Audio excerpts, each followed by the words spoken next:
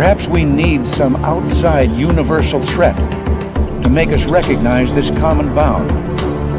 I occasionally think how quickly our differences worldwide would vanish if we were facing an alien threat from outside this world.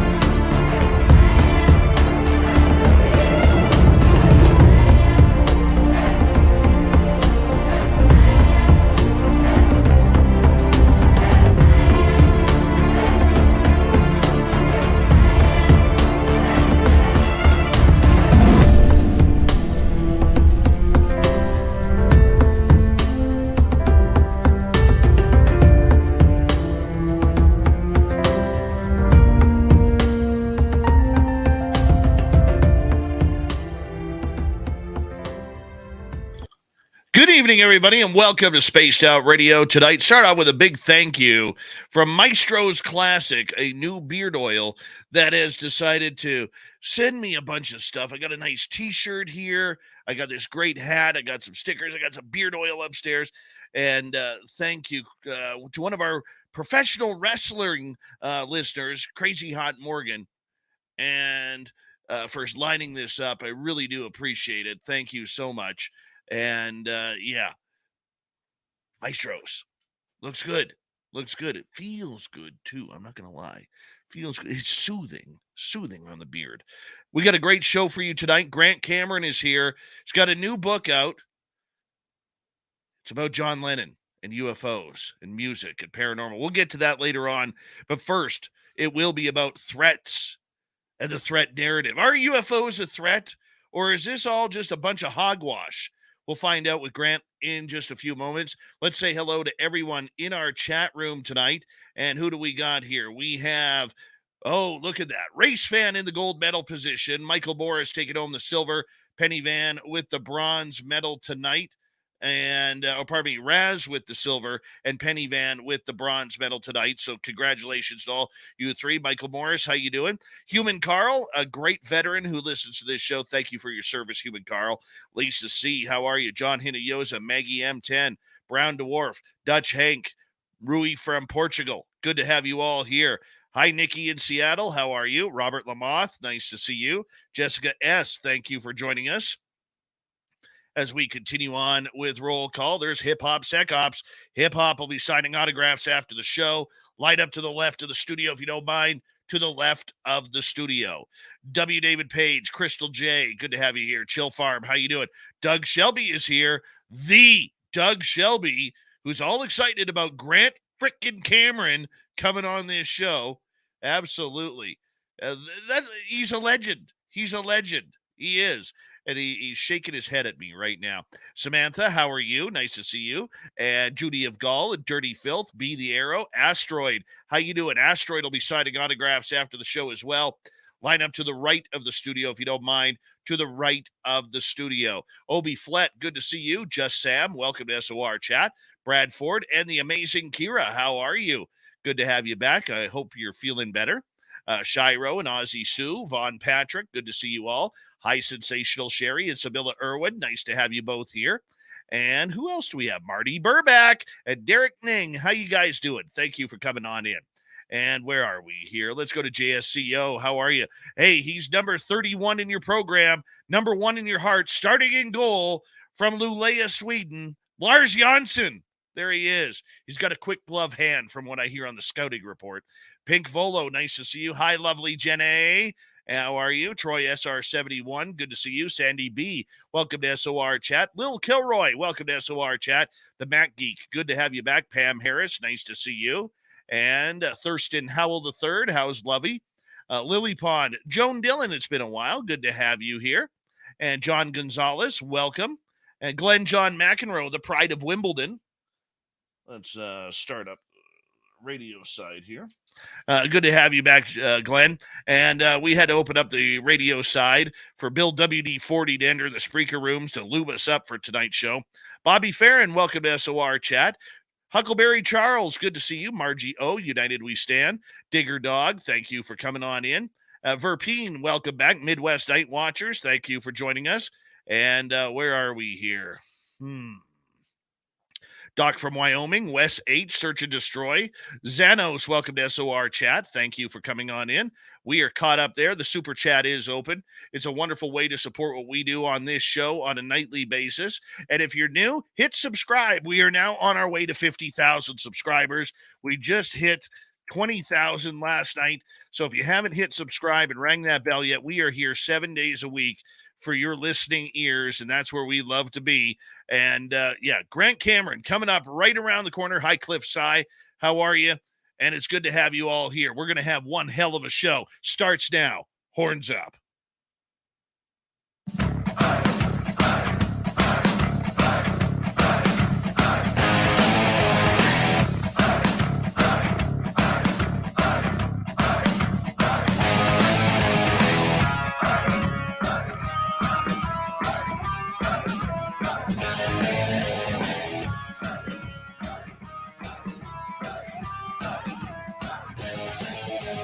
From the mountains of central British Columbia to you listening around the world, this, my friends, is Spaced Out Radio. I am your host, Dave Scott, sitting in the captain's chair of S.O.R. headquarters. We welcome you to tonight's show on our terrestrial affiliates around North America, digitally on Odyssey Radio, TalkStream Live, and KPNL. All of our archives are free. Join us at youtube.com/Spaced Out Radio. Do old Davey the favor, hit that subscribe button. You can follow us on Twitter at Spaced Out Radio, Instagram at Spaced Out Radio Show, and on TikTok at Spaced Out Radio. Our website, spacedoutradio.com. We have a plethora of features for you. Rock out to Bumblefoot, read Shirky Poo's Newswire, check out our swag as well. Tonight's show is brought to you by Chive Charities. Help make the world 10% happier by visiting Chive Charities today. You can find them on our website. We have a power show for you tonight. Grant Cameron is in to talk about there is no threat narrative when it comes to UFOs. Then in hour 3, we'll kick off with the Swamp Dweller. Super Duke will be back with the Crypted Report. I've got the Dave 101, and we got the news as well. All right, let's get right to it. One of our favorite guests on this show, and one of my heroes and mentors in this field, is legendary researcher Grant Cameron.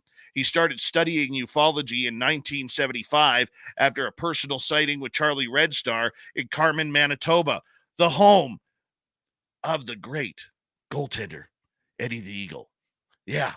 In the past few years, Grant has turned his research and interest into different involvements, from music to orbs, and of course, his legendary work with the presidents of the United States and what they know about UFOs and UFO craft and crash retrievals, aliens, you name it. Grant's website is presidentialufos.com.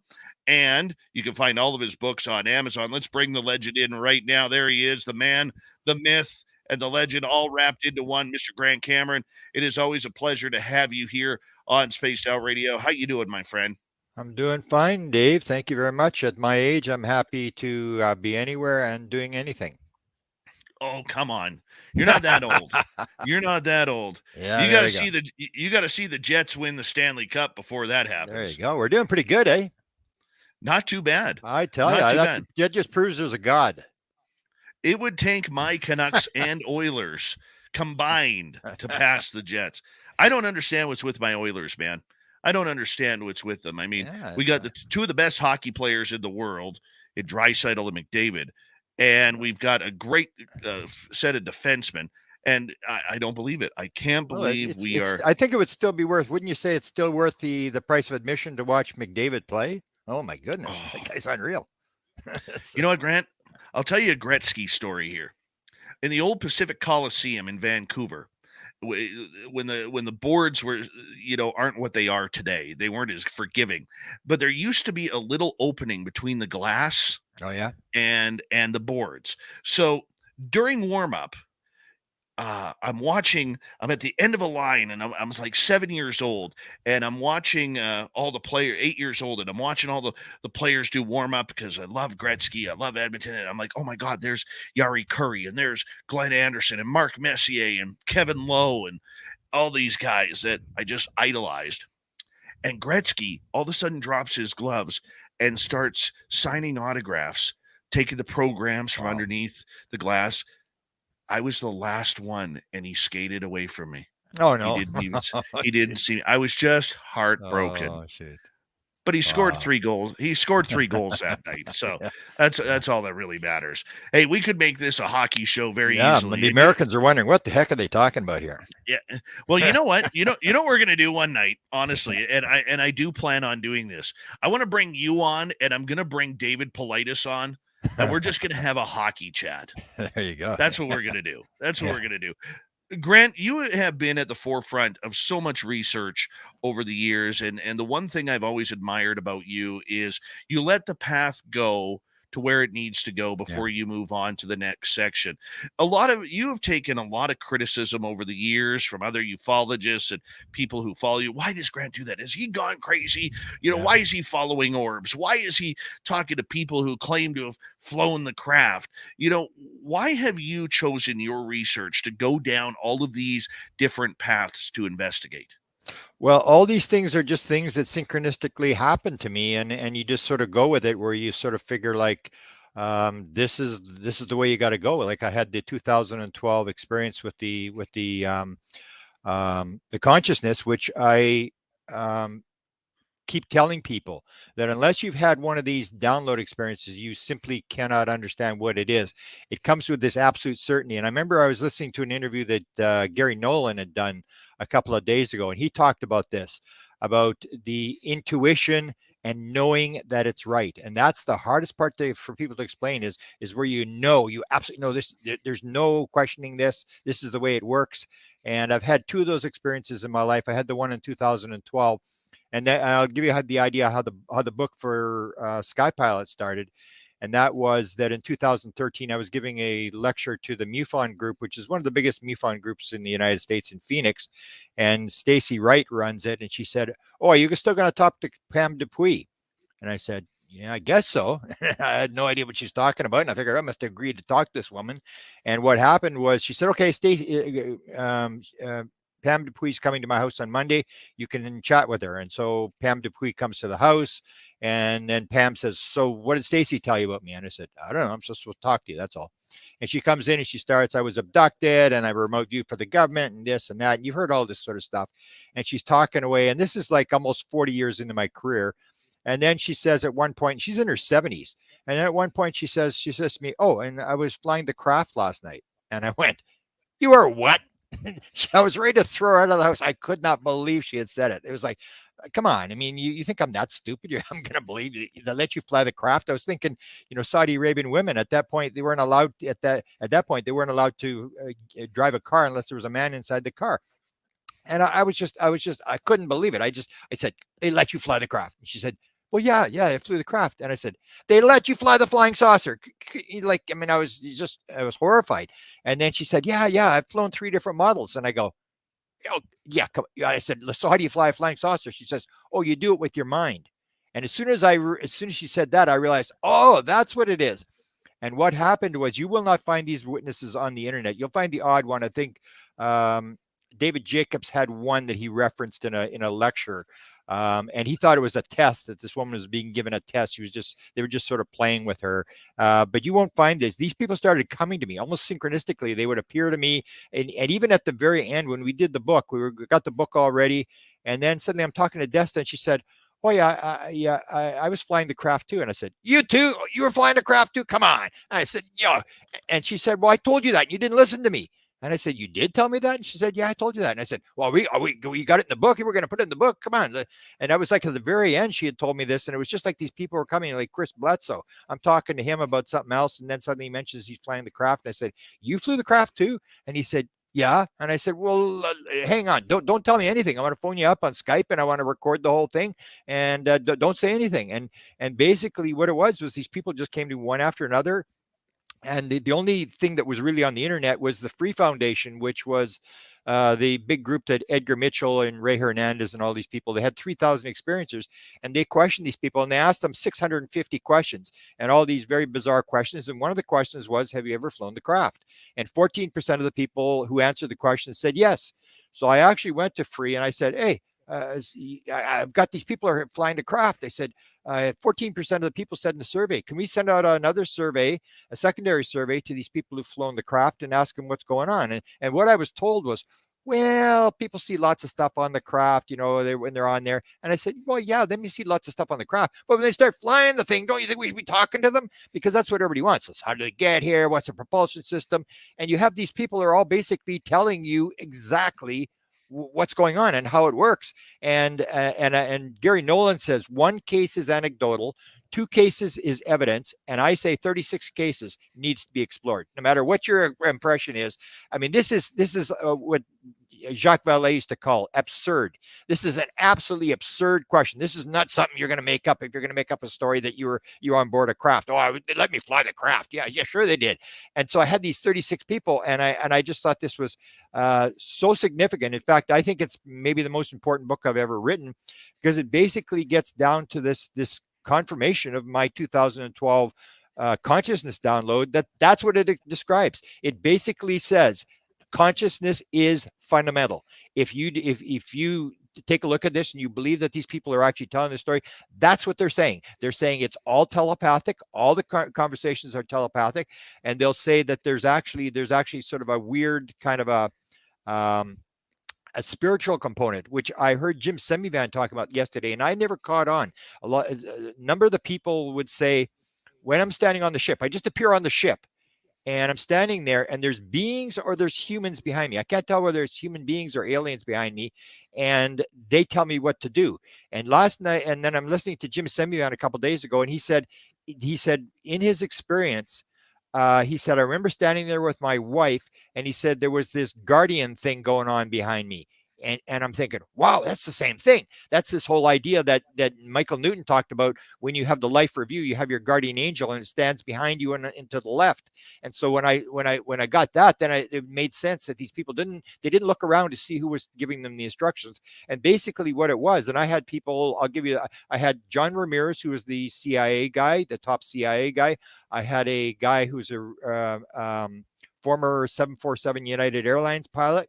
I had Chris Bletsoe, who has a commercial pilot's license, and I had a guy out of LA, who's probably the most dramatic case. I was lecturing to the LA Orange County MUFON group, and I was talking about flying the craft, and this guy came after. He came to the restaurant after, and they said, David, oh, you should have been in Grant's lecture. He was talking about flying the craft. Tell him your story. And then David looks at me and he says, oh, I think it was a dream. I said, well, everybody thinks it's a dream. Most people think this is a dream. And I said, did you fly the craft? He said, well, I think it was a dream. I said, well, anyways. Then they said, hey, David, tell them what you do. And I said, so what do you do? And he said, oh, I'm a pilot. And I said, oh, my son's a pilot. My father's a pilot. I said, what do you fly? And he starts rattling off this stuff. He's flying this and that. And then he says, F-16 jet fighters. And I go, you were flying F-16s? And he goes, yeah, I'm a retired U.S. Air Force colonel. I said, sit down and tell me your dream. And it's like they're reading off a cue card. Honest to God, it's like they're reading off a cue card. They're standing, they appear in the ship. They're standing in the ship. There's somebody behind them. They're telling them what to do. And he says, I'm standing there. And I hear this voice behind me, and it says, go ahead and do it. And he says, I don't know what to do. And then the voice says, you know what to do. Just do it. And he looks over, and there's this panel along the wall. So he goes and he puts his hands on this panel. And he says, suddenly he's flying the craft. And everybody says the same thing. You become one with the craft.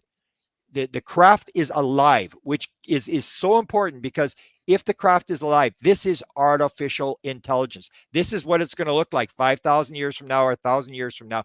Everybody always has this idea that consciousness, what we're going to do, we're going to get this big computer, and we're going to get consciousness, and we're going to grab it by the tail, and we're going to stick the consciousness into the computer, and then it's going to start to become conscious. And Max Planck, who invented quantum physics, said nothing gets behind consciousness. That is part of the download I got in 2017 that says consciousness is primary. Consciousness first, matter second. You have the observer who breaks down the quantum wave potential, and that makes matter come into the world. And so the idea is that you're never going to have artificial intelligence until you have biological material. And one of the things I describe in the book is an experiment was done in 2004 at the University of Southern Florida that I'll guarantee you DARPA's working on. Because this is white world technology, and that's where they take the 20,000 neurons of a rat brain, and they take them out and they put them in this petri dish, a little tiny petri dish, and then they describe there's just these neurons floating around, and then after 3 days, the guy that's running it says, "Look at this," and it shows all these neurons are talking to each other. This little brain has started to form. Then they put wires on the bottom of this petri dish, and they learn to send signals in from a simulator for an F-22 Raptor fighter jet. And this thing is sending signals back, and they train this thing to fly an F-22 simulator. And I remember talking to Major, he's a major in the U.S. Air Force. His name is escaping me, on the East Coast. And I said, "Is it hard to fly an F-22 simulator?" And he said, "Absolutely." And so they teach it to fly. And then what they do is they take the weather and they make the worst weather and the wind and crosswinds and rain and all this kind of stuff. And this little 20,000 neurons continues to fly the F-22 simulator. And that's, if you remember back the story Firefox with Clint Eastwood. And that's the impression. That's where you get the idea. Oh, they knew already. They had this idea. That's how you fly it. You fly it with your mind. This whole idea that you're flying it with your mind. So people say you put your hand on a panel, you put your hand on this a ball, you put it on a wall, and you become one with the craft, and whatever you think is what the craft does. And then the people will actually say to you, they'll say, "Okay, where do you want to go?" And the person will say, like Ron Johnson, "I'd like to see the Milky Way from a distance." And they say, "Okay, it's within you. Imagine where you want to go. It's within you. It's like the remote viewing thing. It's the target's inside you. You go inside. You don't go anywhere." And he says it's within you. And then he said in 1 second, he said it was like they went through he thought it was like they're going through the dimensions. They're like pages of a book. And he's going through in 1 second. He said he looked out the window and there was the Milky Way in the distance. And that simply is what Gary Nolan says. When you're looking at stuff, you want to see the 5% anomalies. You want to see the stuff that's outside the bell curve. And you want to say, why does this work? You want to look at the anomalies. And this is an anomaly. If the physical world was what people say it is, this wouldn't have happened. If this story is true, and Ron Johnson is a very truthful guy, he told me this story, and that is true. There's something seriously wrong with our idea of time and space. If you can go 50,000 light years in 1 second. And so this U.S. Air Force colonel told me, he says, I'm got my hands on the panel. I'm flying it. He said, it's like suction cups on an F-16, whatever that means. And he says, I'm flying this thing. And he says, I can't believe it. I'm flying this craft. And he says, it's doing whatever I'm thinking to do. And then he says, I take one hand off the panel, and he's waiting for the thing to stall, and he's going to put his hand back down, and then it doesn't stall, and then he takes his other hand off the panel by about 1 inch. He's ready to slam it back down, and nothing happens. He's got his hands off the panel, and he's flying this craft, and everybody describes the same thing. Whereas they describe that once you touch the panel, you can suddenly see in 360 degrees. And that, if you've ever talked to people who do OBEs, will tell you, as soon as they get out of their body, they can see into 360 degrees. And you start seeing these crossovers, this consciousness thing, that these people are able to do this. And I'll guarantee you that DARPA's working on it, and it'll go to, and you can ask a question after this. So you take a look at the Wilson leak document. In the Wilson leak document, it says, we have a craft and we think it'll fly. Now they have this intact craft and they think it'll fly. So what does that mean? It means they got an intact craft and they can't fly it. Why can't they fly it? Because it needs a consciousness interface. It needs your little thumbprint on the iPhone to make it turn on. It's the whole idea, and they don't have the consciousness interface. They can't turn the thing on, even though they've got the entire craft. So this consciousness thing, you got 36 people, and it's like you get just reading off the cue card. In there, the person behind it tells them to touch the ball, whatever. They become one with the craft. The craft is alive. They can actually give the craft a name. They're talking to the craft. They can go wherever they want instantaneously, and it's all consciousness. It's all driven by the mind. And everybody says exactly the same thing. All women and high-level CIA people, all basically like as if they're reading off a cue card, saying exactly the same thing. Grant, I met a 12-year-old girl who flew the craft on my paranormal tour. Yeah. And, like she said, she didn't know how she did it, but these little gray dudes put her in the seat. And the next thing she knew, everywhere she wanted to go, she could go.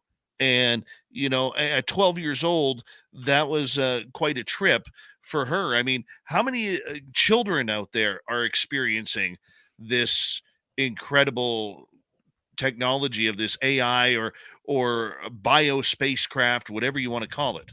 Okay, well, I didn't have in the book. I don't have any of those, but I do describe the fact that Pam Dupuis and a guy who used to help run the MUFON group in Phoenix both told me the same story, that they remember as children being in a circle, and they were in this circle with all these kids. They could see all these kids, and they could see some sort of being. They couldn't see from the waist up. They weren't allowed to look up.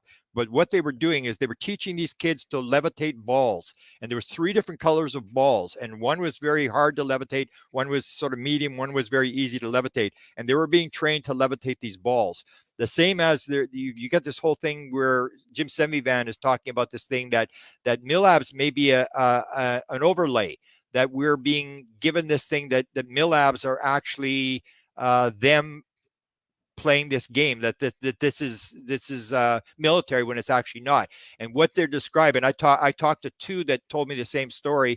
They were both in the same MILAB experience, and they talked about being taken on board, and they were being told to levitate. One of them is Melinda Leslie, because it's pretty funny, because the first lady told me that she had done it, and they were told to levitate this ball, this little egg, in through a hoop that was above the table. And she said that she did it. And then Melinda came in, and she said, I could hear Melinda inside the room. And Melinda says, are you kidding me?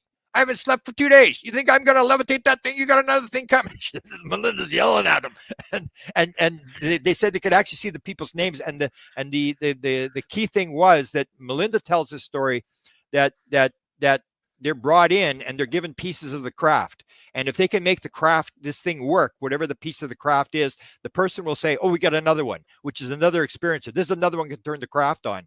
And so the question is this actually military doing this? Because it appears everybody that I've talked to, all the high level people, they seem to indicate we have jump room technology, but we cannot turn the craft on. We don't understand. Jim, you have Tom DeLong talking about the fact that the head scientist at Lockheed Skunk Works asked him how it worked. And at that point, he was hanging out with Greer. So he said, oh, I think consciousness is involved. This is 2015. And the head scientist said, now you're talking. And he said, that's all the guy wanted to talk about for 45 minutes. So all these guys like Semivan, Valet, all these guys will can confirm the fact that consciousness is involved, but that we can't do it. Or you have this thing, the other bizarre thing that happens with these experiences is they'll say that when they go inside the craft, it's way bigger on the inside than it is outside. And remember Hal Puthoff saying, boy, that's something I'd like to figure out. Even Len Stringfield had a case from 1973. And I just learned about this one a couple of days ago, where a photographer's flown in from Hawaii to Norton Air Force Base. He's taken 2 hours away to a hangar. And inside this hangar, there's this craft inside a netting hanging from a crane. And they go inside, and his job is to film the panels. So, and the panels, I actually have Chris Brazzo in the book. I have him draw the panels and with the different symbols on the panels. And this guy's job was to film these panels with the symbols on the panels. And he said he went in and he said you could take a football and you could throw it as hard as you want in any direction and not hit a wall. And I had one guy from New Zealand told me, I was in, he said, I looked one way, I couldn't see the end of the craft. I looked the other way and I couldn't see the end of the craft, which goes back to Pam Dupuis when she first told me this story about flying the craft. And then she doubled it up with saying, oh yeah, they have crafts that can make them as big as they want on the inside. And they have crafts as big as the solar system. The thing is, it can be the size of a rock. So the whole thing is, it can look like a rock on the outside, and it can be the biggest size of a solar system on the inside. And anybody that tells me they got the technology to make the craft like Terry Lovelace said, he went inside, it was the size of a football stadium on the inside of this thing. And that's the whole deal is that there's no way we have this technology. No way. It's way beyond what we're capable of doing. All right, Grant Cameron will be with us for another 90 minutes here on Spaced Out Radio. And when we return from our break here at the bottom of the hour, we're going to talk about the threat narrative. So much we've heard the last 5 years about UFOs being a threat. What if other countries are having differing opinions. We're going to find out all about this with the legendary Grant Cameron when we return on Spaced Out Radio. Stay tuned.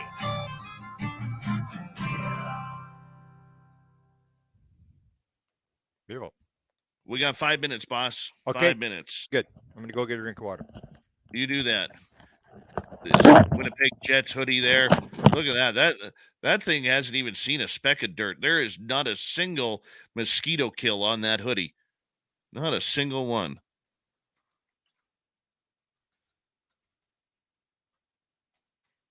All right, let's see who's here who I haven't said hello to yet. All right. Let's see. Hi, Sandra.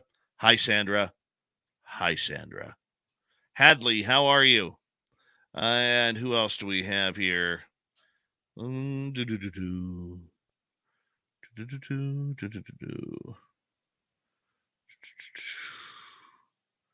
Think I'm caught up. So we have 250 people watching right now.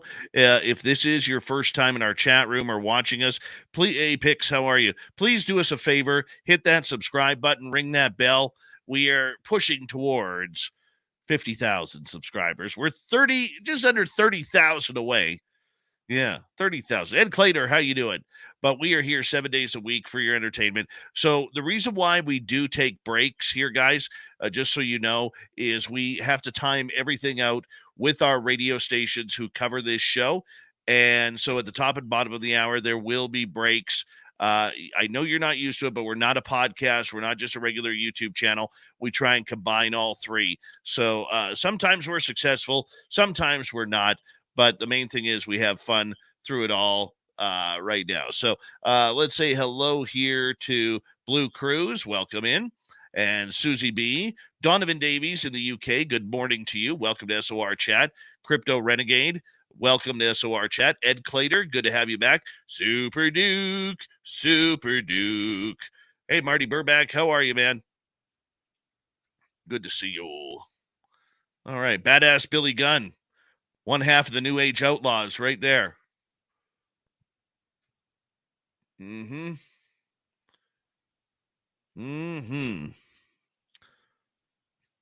to say a big thank you to Maestro's Classic Beard Oil for sending me a gift pack.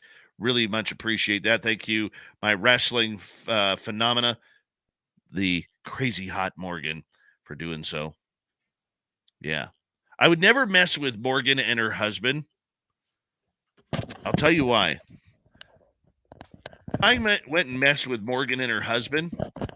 They're into like these strong men and strong women competitions. I think her husband like bench presses like 700, 800 pounds, something like that. I'm not even exaggerating. Not even exaggerating. At least 700, 800 pounds. It's ridiculous watching them compete. It's, Navajo warrior. Yeah. Oh, it's ridiculous. Ridiculous seeing the size of this dude. He's like 300 pounds. 300 pounds. He lifts like 250, 300, one-armed right above his head. Horrible. How old? He's over 50. Oh, wow. Because usually my son was like that. My son was like Mr. Atlas. And then he stopped. He had both shoulders separated. So he eventually had to stop lifting. And now he's like Mr. Fat Man. Well, he can join my club then. Hi, Theologians of Orion. Project Blue Book, how you doing? Zenzabil, Kurt M., good to see you guys. Rose Brooks, that's Bill Hauser. Bill Hauser. Who else is here? Trace B, good to see you back. And let's see here. Pony Pong, welcome to S.O.R. Chat. Do us a favor, too, if you don't mind. Give us a thumbs up, thumbs down, and after the show, leave something for the algorithms by leaving a comment after the show. We'd appreciate it. Aliens, UFOs, and spiritual space warfare. Welcome to S.O.R. Chat again. That's a name. Video Game Zombie. I like that name. Thank you for joining us. And let's see. We know that we got a lot of cool people in here tonight. So thank you. We got about 45 seconds before we're going to go back here. And we'll get right into it. Mm-hmm. Yes. Has that hoodie ever seen outside, Grant? Be honest. Outside? Oh, yeah. Yeah, that's way too nice. That's just way too nice. All right. Let's see. Crypted Huntress. Hello, Jessica Jones. Brad Lomas, pardon me. Welcome to S.O.R. chat. Thank you to Pam and Dry Toast for the super chats. The super chat is a wonderful way to support what we do on this show on a nightly basis.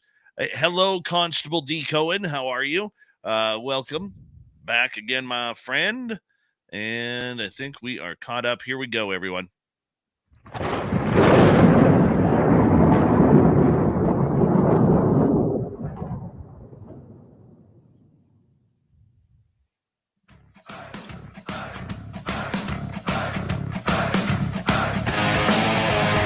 Second half hour of Spaced Out Radio is now underway.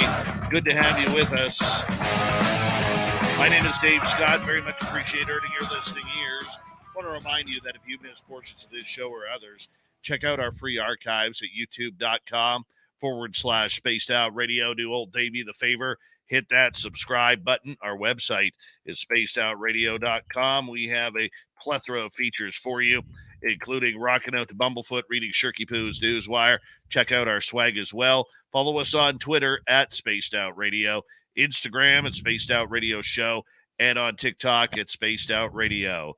Legendary researcher, author, and man with aliens in his blood, Grant Cameron is here tonight on Spaced Out Radio. We're going to hit the main topic of the night tonight right now, Grant, because there is a number of stories going on, and we've heard it literally since the beginning of the Stars Academy in 2017 about this threat narrative of UFOs, UAP, whatever the hell you want to call them.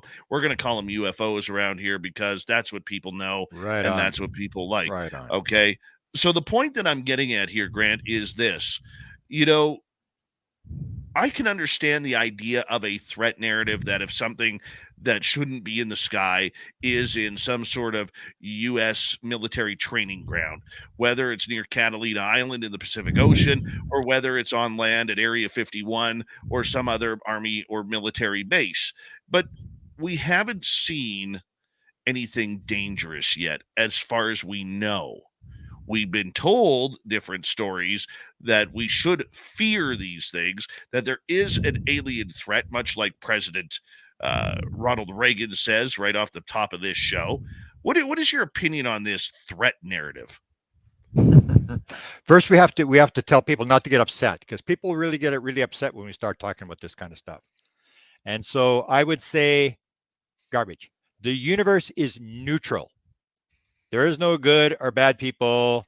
I used to have this discussion with, there's so many things. I was going to write a book last year called The Evil Alien. I'm going to go through this whole thing. And then I usually don't travel to the States because of the Homeland Security situation. But then MUFON said, oh, can you lecture at their big event in Cincinnati? And I said, well, I don't really lecture in the States anymore. And then I said, oh, by the way, what's the topic? And she said, the good or evil. Are they good or evil? And I went, put me down. I said, I've been thinking about this my whole life. I'm ready to go. And so I would say the universe is neutral. We're the ones that give it meaning. And so now Jim Semivan is actually saying, oh, no, we never said it to the stars that it was a threat. Well, I can actually quote, and I was thinking the other day, I'd actually pull it from the interview. I think it was with George Knapp, were Tom DeLonge says, oh, this is a hive mentality. We have to kill them, or something to this effect. And so they were pushing this threat narrative. And I call it in the United States, it's the national insecurity complex, where the more insecure you become, the more weapons you need, the more locks you need on your door. And so the U.S. military, you'll have Lou Elizondo say, well, we're only looking at it could be a potential threat. Well, in terms of that, anything could be a potential threat to the U.S. military. If it's going to get a budget we'll make that into a threat. And he says, well, what about you have footprints going through your living room? Well, if you talk to Melinda Leslie, maybe that's Lou Elizondo's footprints going through the living room. Maybe it's Millabs that are in your room and not aliens. And so this is what it is. It's basically the threat narrative is coming from the military industrial complex, and they'll even say, well, we know we don't really, we're not saying they're evil, we're just saying that there's a potential for evil and we have to identify this first.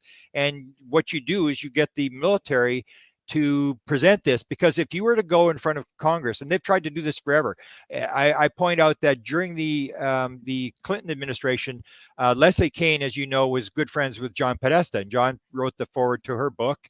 And in there, if you go back to her and look at her book, she says it's not a threat to the military. She says it's a threat to airline traffic. And I guess they tried to put this, Podesta tried to put this to Congress, and everybody just sort of laughed and went, yeah, right. And just like, get out of here. So what you have to do, it's like a business. You have to find a need and fill it.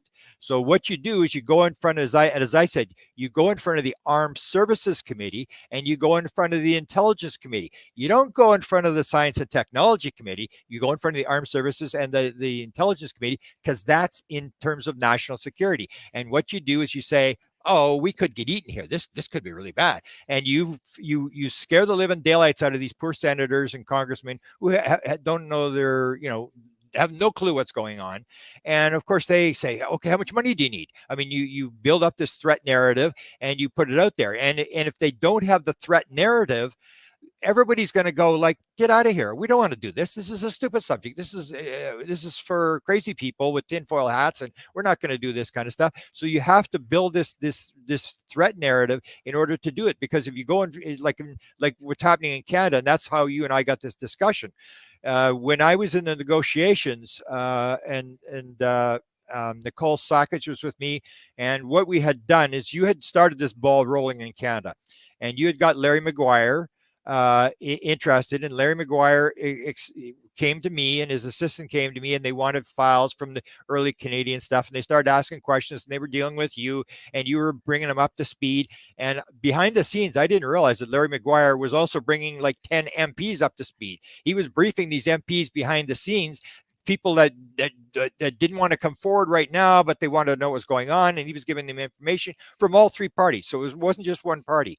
And so what happened was, I know through you and through Larry that Lou Elizondo had actually talked to Larry Maguire on the phone, and I think there was Larry and one other person. Am I right? There was two MPs that were talking to Elizondo, right? Yeah, there was one more who was the one of the critics of defense. Okay, so they were talking to and Lou Elizondo was answering questions on the phone. So I got the idea. I said, hey, well, we can do this. I said, what we should do is I should get Larry Maguire, and let's do this publicly. Because Larry, I had said Larry should go in front of the House of Commons and just ask a question in the floor of the House of Commons. That's how you do it. Confront Trudeau and say, what are you doing about UFOs? And he didn't do that. So I put together this panel. I said, first of all, I went to Drew, who was Maguire's assistant, and I said, if I put together a panel, would you be able to bring Larry and whoever else who's interested, and they can ask questions of these top experts? I can get these top experts from the United States. And he said, oh, that's actually what we were kind of thinking of doing. So I said, oh, great. So then I phoned up Lou Elizondo. I contacted Lou Elizondo, and I said, you gave this talk to these guys. You answered questions for them. Can you do it again, except this time do it publicly? And Larry's going to bring some other people in, other MPs and stuff like that, and we'll put other people on. So what we had as a panel, we had Lou Elizondo, Chris Mellon, Gary Nolan, and Avi Loeb. We're going to be on this panel. And these MPs, and that's when I discovered there's possibly going to be 10 MPs, and that Maguire is going to invite these people, and we were going to have this panel, and these guys were going to answer questions. And Lou Elizondo was all excited about it, and he said, yeah, this is what we want to do. And what we're going to do is we're going to let you live broadcast it. We're going to live broadcast it. We're going to try to get as many stations as possible to live broadcast this thing and make a big, huge deal. And everybody in Canada would go, oh my God, I didn't know my MP was interested in UFOs. And it would be all over the newspapers, and all these MPs would be able to come forward. And the idea that McGuire's assistant had given to me was the reason they wanted to do it this way was that it would provide cover for the science advisor to the prime minister who wanted to write a report. But she couldn't just write the report. So if this thing came out and made this all public, then she would have the cover to write a report and say to the prime minister, we need to investigate UFOs. So they wanted to do a scientific investigation with that was going to be requested. And so when you had the conversation, the first one, and then we had the moderator, they didn't agree with the moderator. So we didn't replace the moderator. We had a second meeting and they came on there, and it was Cahill who was, I think, really sort of stirring it up. And he was on this deal, like, you have to do it like we the Logan Act says that we can't tell you Canadians what to do. But this is how we did it. And they gave us this PowerPoint presentation thing, flowchart thing about how they had done it. And I was trying to get across to them that's not how the Canadian parliamentary system works. Our committees in the House of Commons can't spend money. They have no power whatsoever. The prime minister runs the whole show, and from there on down, and they don't have the power to spend and to order investigations and hearings like they have in the United States. And I said, that's not how it works. And they said, get some military witnesses and get them to identify, and then it's inside the Canadian airspace and it's interfering with the Canadian military. And I said, well, we don't have any of these cases. We don't have any military people. And if we had military people, then I've got to try to get these people to come forward. And that could take forever. And they just kept insisting, well, no, the Logan Act says we can't tell you what to do. And basically what it came down to is they weren't going to tell us what to do, but until we did what we were told, they weren't going to help us. And then what happened in the second meeting was this whole thing about the scientific investigation. So in the United States, the way it's working is it goes in front of the Armed Services and the Intelligence Committee, which means it's all about weapons. It's about national defense. And Semi Van has actually admitted that. He said, if you're sitting there and waiting for this panel in Washington to have a philosophical discussion about UFOs and where they're from and what's going on, it's not going to happen. The only thing they're going to look at is national security, about, is this a threat? That's all they're going to do. They're not going to do anything else. And so that's where they're at. And the Canadians just wanted to do this thing through the scientific investigation. And we kept saying, the Canadians want to do it through a scientific investigation. We don't have any military witnesses. We don't have any threat scenario where we can say they're interfering with our airspace and this sort of thing. And it's that point that Chris Mellon said, that's the poison pill. I'm gone. And I was floored. And that was it. It all sort of fell apart. Lou was still excited. He said, well, let's have another meeting. And then Nicole was going to schedule another meeting. I said, no, we don't need another meeting. Let's just get the date. I said, August the 26th at 2:00. Who's against that? Nobody said anything. I said, okay, that's the date. And we set it. But Lou was ready to come back for a third meeting. He was all excited. And I think it was Cahill and Mellon who said this is the poison pill. So once we discussed the fact that it was going to be a scientific investigation and not a military threat investigation, he just said, no, we're not going there. And then we heard later through Sean Cahill that we were going to turn this thing into a spectacle. And damn right we were going to turn it into a spectacle. That was the whole point. And he said, we're not going to answer questions that people can look up on Google, which sort of means that if you've got an MP and he hasn't done anything on UFOs, and this panel comes up, if this MP asks a stupid question, they're going to embarrass the guy and tell him he's stupid, and we're not going to answer your question because it's a stupid question. People who don't know anything about UFOs, they're going to ask stupid questions, and that's the whole point of bringing the experts in, is to answer the question. And these 10 MPs would have come forward. They would have outed themselves and said, yeah, we were into this thing, but it all fell apart because they wouldn't run the panel. And I think you tried to run a panel after that, and you can go from there. I don't know what happened when you tried to set it up again and do the same sort of thing that we tried the first time. I just followed on your words, and knowing Lou, and I know Jimmy Church did as well. And both Jimmy and I had contacted Lou Elizondo at the same time, pretty much within hours of each other, and said, is this going on? And, Lou is somebody you just can't schedule at the last minute. You have to plan.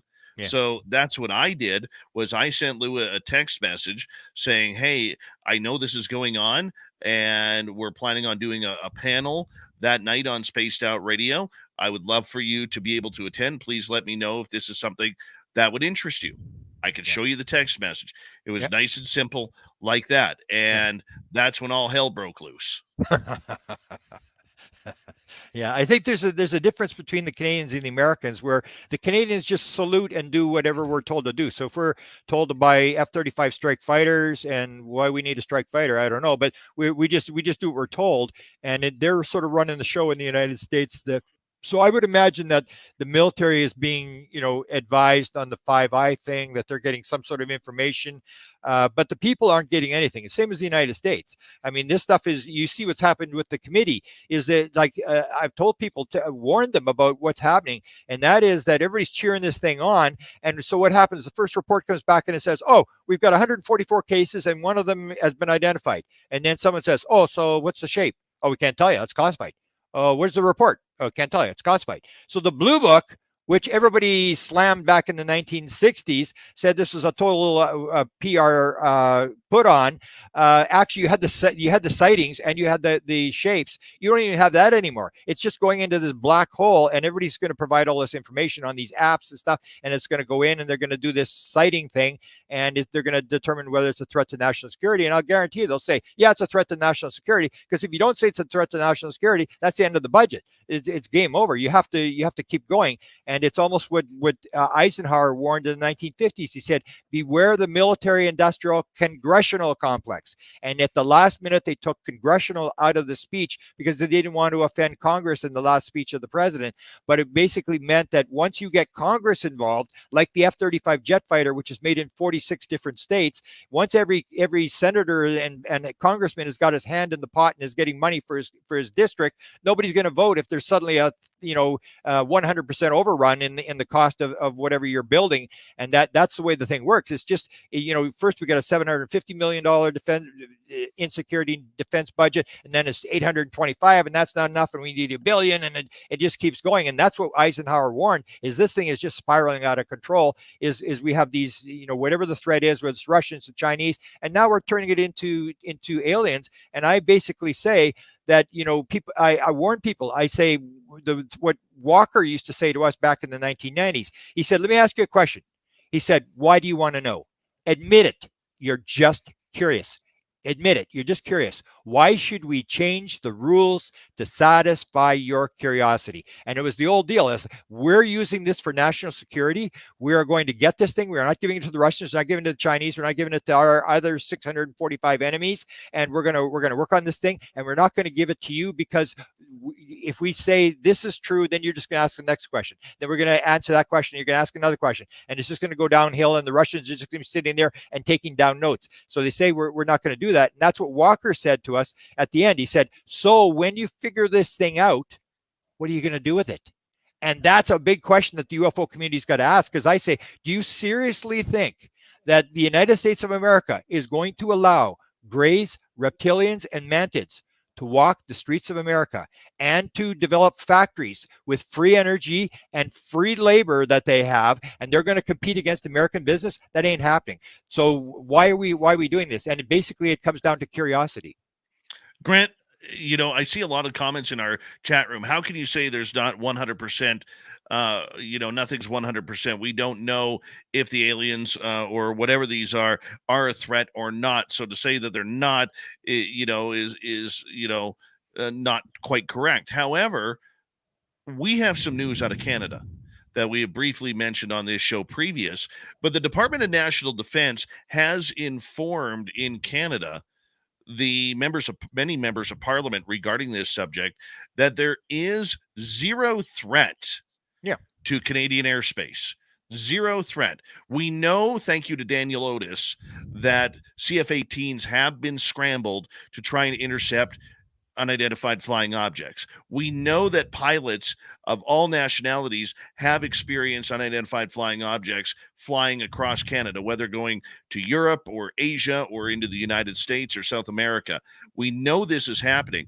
I mean, how on one side of the border are we seeing a complete threat narrative, yet on the Canadian side of the border and many other countries' side of borders, we're hearing that there is zero threat? Yeah. Well, the phenomena, if you listen to Jim Semivan and others, I mean, this thing has been around for 2,000 years. And if it wanted to take us, why is it waiting until we get all sorts of advanced weapons before it takes over? Could have done this like 1,000 years ago and taken over. And so that's the thing. I say the universe is neutral. I'm not a Greer person. I'm not saying that there's a threat. I'm not saying there's not a threat. I'm saying the universe is neutral, that everything is an experience that happens to us. For example, someone to say, I used to have this argument with Linda Howe all the time. We'd go for dinner, and she'd always start on the aliens are having battles with each other in outer space, the good aliens and the bad aliens. And I said, Linda, how does this work? I mean, aliens are telepathic, aren't they? Yeah. Well, how do you sneak up on the guy? I mean, if you're going to fight a war in outer space, I mean, how do you sneak up on the other guy to win the war? And if you're precognitive, which aliens are, they know what's going to happen in the future, and they'll say there's no time space. Everything they can see in the future, they know who's going to win the war. So if you know you're going to lose the war, why would you start a war? And that goes to when she's always had this thing. She's been a main proponent of this thing, the good guys and the bad guys. And she went to Bashar, and I always quote this thing where she went to Bashar and she said, these alien evil, and Bashar said, no. And she goes, and she says, well, then who should we be afraid of? And then Bashar said, you. And that's true. I mean, I would say, if you say this is a threat, number one, if you say the grays are the threat. So if reincarnation is a fact, which there's as much evidence for reincarnation as there is for UFOs, if the grays are the threat, if you die and you are born tomorrow as a gray, are you now evil? And it gets to this race thing, that there's this race versus good and this race that's bad. And you can blow up a school bus full of gray alien children because they won't grow up to be evil like their parents and stuff. The universe is neutral, and we set it up where we establish us versus, like in hockey. You know how it works in hockey. It's like your team is the bad team and my team's a good team, and this little 10-year-old guy who's refereeing the little 6-year-old kids is a demon that's working for your side, and we play this us versus them. And it comes to this thing about we're so trained in religion for good and bad. There's good and there's bad people, and we're the good people, so those people have to be the bad, and it goes into this separation. And what I say when it comes to evil, I say the only thing that is evil in the modern world is one thing and one thing only: the mistaken belief in separation. If you suddenly realize that you are part of this whole thing, that it is all divine, it is all of God, and there's even this expression, what do you think you can say, I'm divine, but that person's not. That is just the darkness pretending to be the light. It is all divine, it is all made of God, and we have this, we it's how we deal with things. So you can have, like in a near-death experience, or the one story that they told was, the guy said he's coming down from heaven and he's talking to his buddies, and then the guy says, what are you going to do? He says, well, last time I worked on forgiveness, and it was at level 3 of forgiveness. So this time when I go onto Earth, I want to have a level 10 forgiveness. I want to get right to the top, and what I'm going to do is I'm going to have my wife and my kids, and we're going to have a car accident, and they're all going to get killed, and I'm going to be paralyzed for life, and I'm going to forgive the person who did it to me. And they said, oh, that's so good of you. And he said, but before I get onto Earth, he said, I need one of you to volunteer to be the drunken driver. And they all go, no, not me. And this is the whole idea, is that everything is an experience. So we say, this is good, this is bad. And of course, we do this division thing where we it's your team versus my team, and we play it like a football game where it's the ends justifies the means. And I basically say that every experience is going to be a teaching experience in the reincarnation thing. When you move into reincarnation, it's all experience. There's not like good experiences and bad experiences. It's all the same thing. That everything is we plan. For example, we plan to come into the world and to die. Well, did we plan that? Yeah, we probably planned that. Or you say that we're the only ones that believe in good and evil. If you take a look at spiders, they spend their whole day killing things in their spider web, and we say, well, that's just nature, that's okay. Or we say, people will say, oh, there's these things, they could actually, what's the worst thing they could do to us, David? They could kill us. So you say, okay, they could kill us. So what are we worried about? So in your human body, you have 300 billion cells die every day. So if we do a compassion meditation, is there anybody this morning on this broadcast that actually had a compassion meditation and said thank you to the cells? And I feel very sorry for you that you gave your life for me today. No, we the only time we worry about it is when it becomes the ego cell. It becomes the ego. Oh, the ego is going to die. Now we got to save ourselves. We don't really care anybody else that's dying, anybody else that's suffering. We just worry about the ego, and the ego is the separation. It's me versus you, my ego. And when you realize that it's all one thing, you're part of the whole thing, and you could come back as one of these aliens. You could, you could come back as your worst enemy. And I always warn people, whatever it is that you really hate, whatever race it is you really hate, if you actually believe there's evil races that are evil right from the word go, be careful, because the next time around, that's probably what you're coming back to be. And we have situations. I think you want to go to a break, but yes. go. Grant, I'm going to cut you off right there. When we come back, more on the threat narrative. Is it out there? Does it really exist? Is it a cash cow?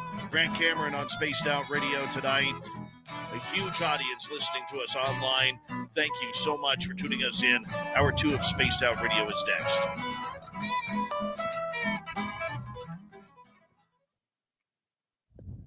All right, Grant, we got 6 minutes. Okay. I just want to say we got a rather large audience. There's 312 watching on YouTube right now. I just want to say a big thank you and for staying awake with us. And if this is your first time here, we are a live radio show as well, along with YouTube and podcast. So we have to time everything out for our radio audiences, and that way that they get the show at the same time as we do, and they get to hear everything that we do. But we do take breaks. We do talk. Grant, I'm going to step out here for a quick second, Sure. and I'll take you out, put you in the green room. We're going to be right back, everyone. You're going to stare at, well, I'll just leave my chair up here. You can stare at my chair and the El Ovni Volador t-shirt. He's a jerk, by the way, but I will be right back, so stay tuned.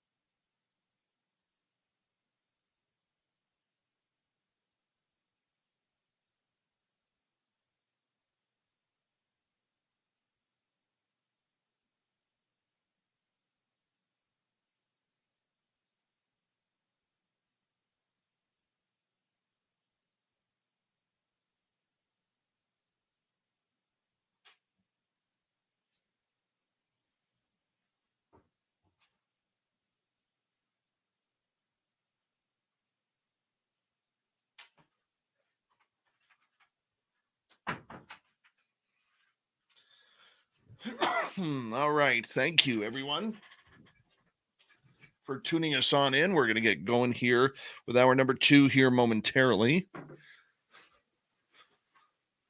And Runa, welcome. Susan Goes, time traveling. How are you?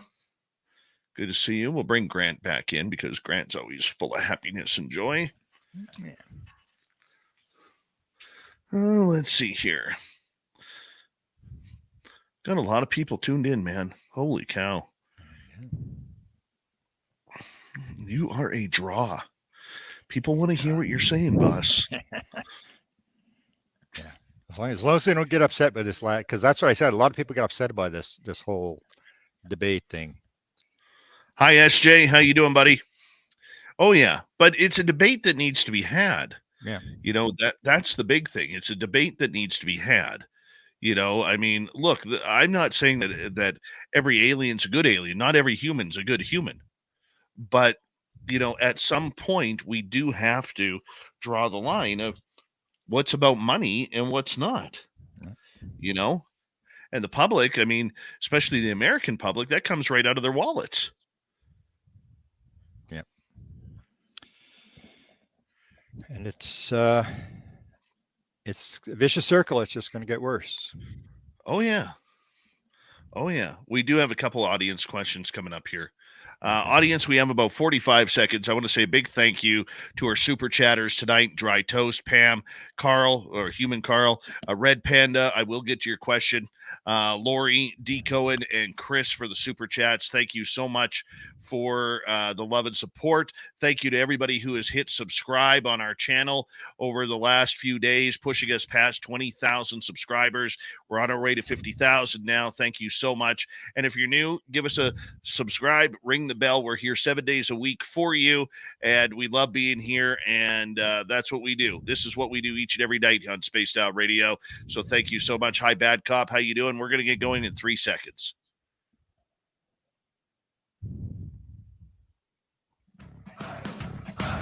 You're listening to Spaced Out Radio with Dave Scott.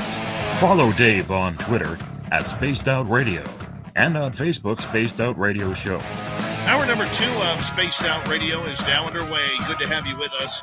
My name is Dave Scott. Very much appreciate earning your listening ears wherever you are on this beautiful planet we call Earth. Hello to everyone listening in on our terrestrial affiliates around North America, digitally on Odyssey Radio, TalkStream Live, and KPNL. All of our archives are free. Join us at youtube.com/Spaced Out Radio. Do old Davey the favor, hit that subscribe button. The Desert Clam has set the password for tonight in the S.O.R. Space Travelers Club. Echinacea. Echinacea is your password. Use it wisely, space travelers, as the Clam sets the password each and every night right here on Spaced Out Radio. Our website is spacedoutradio.com. We have a plethora of features for you. Rock out to Bumblefoot, read Shirky Poo's Newswire, check out our swag as well. Follow us on Twitter at Spaced Out Radio, Instagram at Spaced Out Radio Show, and on TikTok at Spaced Out Radio. We continue on with legendary researcher Grant Cameron, and we're talking about the threat narrative. Is there a threat or not when it comes to UFOs, their conversions into U.S. areas of military action, whether it's war, whether it's training grounds, and yet other countries like Canada are saying there is no threat to sovereign skies. Grant, thank you so much for joining us. Yeah, well, thanks for having me back. One other little thought I can maybe just add to sort of, because people probably still are wondering. Take World War II, end of World War II. Japanese were considered to be evil. Once the war was over, they started building cars. Now they're good guys. Did the evil evaporate? And when it came to the end of the war, we had the bombing missions. A lot of people may not remember this. They had the bombing missions by the 8th Air Force, which is the same group that recovered the Roswell craft. They did the fire bombings, which if people don't know what fire bombings are, they would drop and break the houses into little pieces in the center areas of Tokyo, all made out of wood, so the fire engines couldn't go around. Then they dropped the incendiary devices, created a 1,500-degree heat, and cremated people alive. People were jumping into boiling lakes and stuff like that. And we did this 900,000 people, and then we dropped the atomic bomb. And so we could say to the Japanese, was the Americans, the 8th Air Force, evil? Absolutely. And so but yet when it came to the pilots of the Enola Gay, when they land in the Philippines, they were given awards for saving the world. They were heroes. So it just depends on which side of the coin you're on, whether you're on the sending or the receiving side, that it can be, a very thin line that people will describe. And that's what I always say. So if whatever alien you think is really, really bad, I say when they drop the first atomic bomb, then I will look at the evil alien petition and I will sign it. Until then, we have met the enemy and he is us. That's what Bashar was saying. We have done more damage and killed more people and firebombed more people. And we can say, oh, the aliens, they scared people, because that's what Ray Hernandez did when they did the survey, and only 9% of people that they surveyed of the 3,000 experiences believed that the aliens represented something evil. And he went and he interviewed a lot of these people, and they had encounters with reptilians. And he said, why do you call them evil? Because they scared the living daylights out of me. He said, that's it. He said, that's it. Most of the people, that's what it was. And so we have a situation where everything is experience, and it's up to us that we go into an event. And so in grade 12, some people will think it's the greatest time of their life. Other people will commit suicide. It doesn't matter, whatever experience. We can have a hurricane, and some of us will lie down and become victims, and others will rise up and help other people, and it'll be a very fulfilling experience. It's all things that happen to you.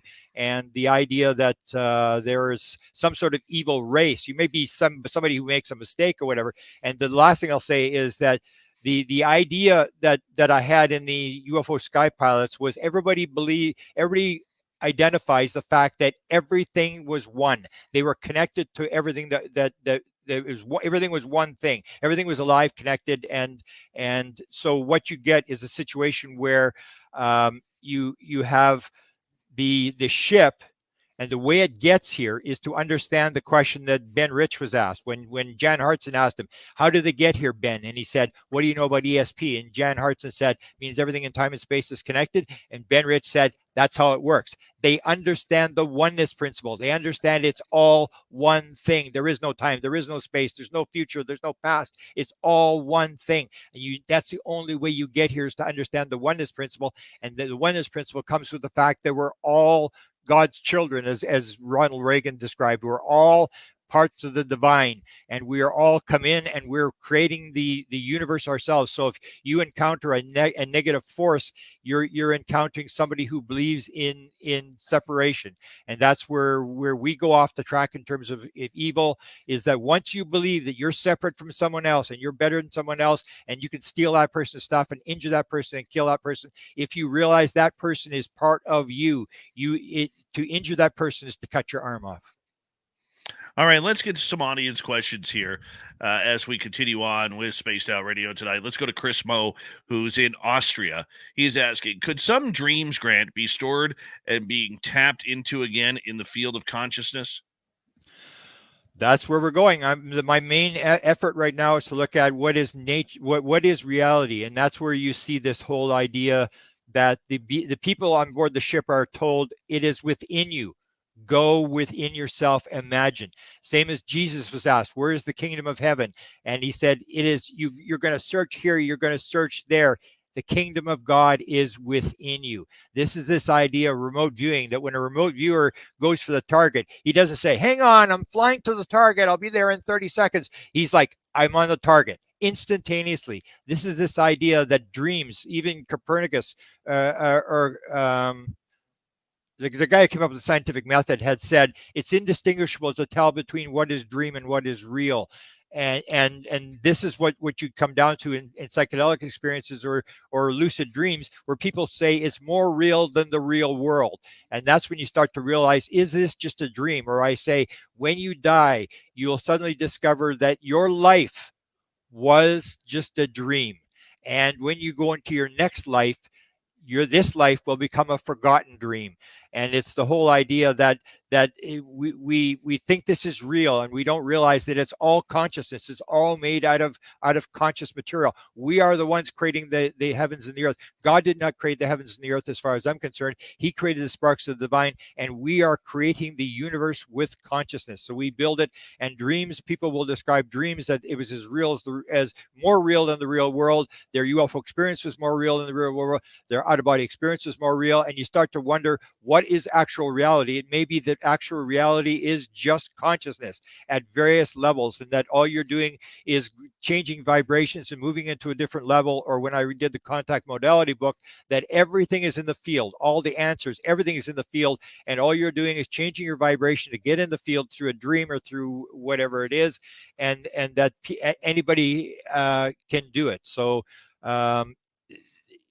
dreams are, we say, well, that's just a dream. Well, what the heck does that mean? That's just the name. You're just changing the name, and you're not explaining it. You're using one unexplained to explain another unexplained. In the end, it's all consciousness. It's all made out of conscious material, whether it's dream, lucid dream, the physical world. We just think the physical world is physical, and we don't realize it's a dream as well. That the material is just a lower form of vibration of conscious material.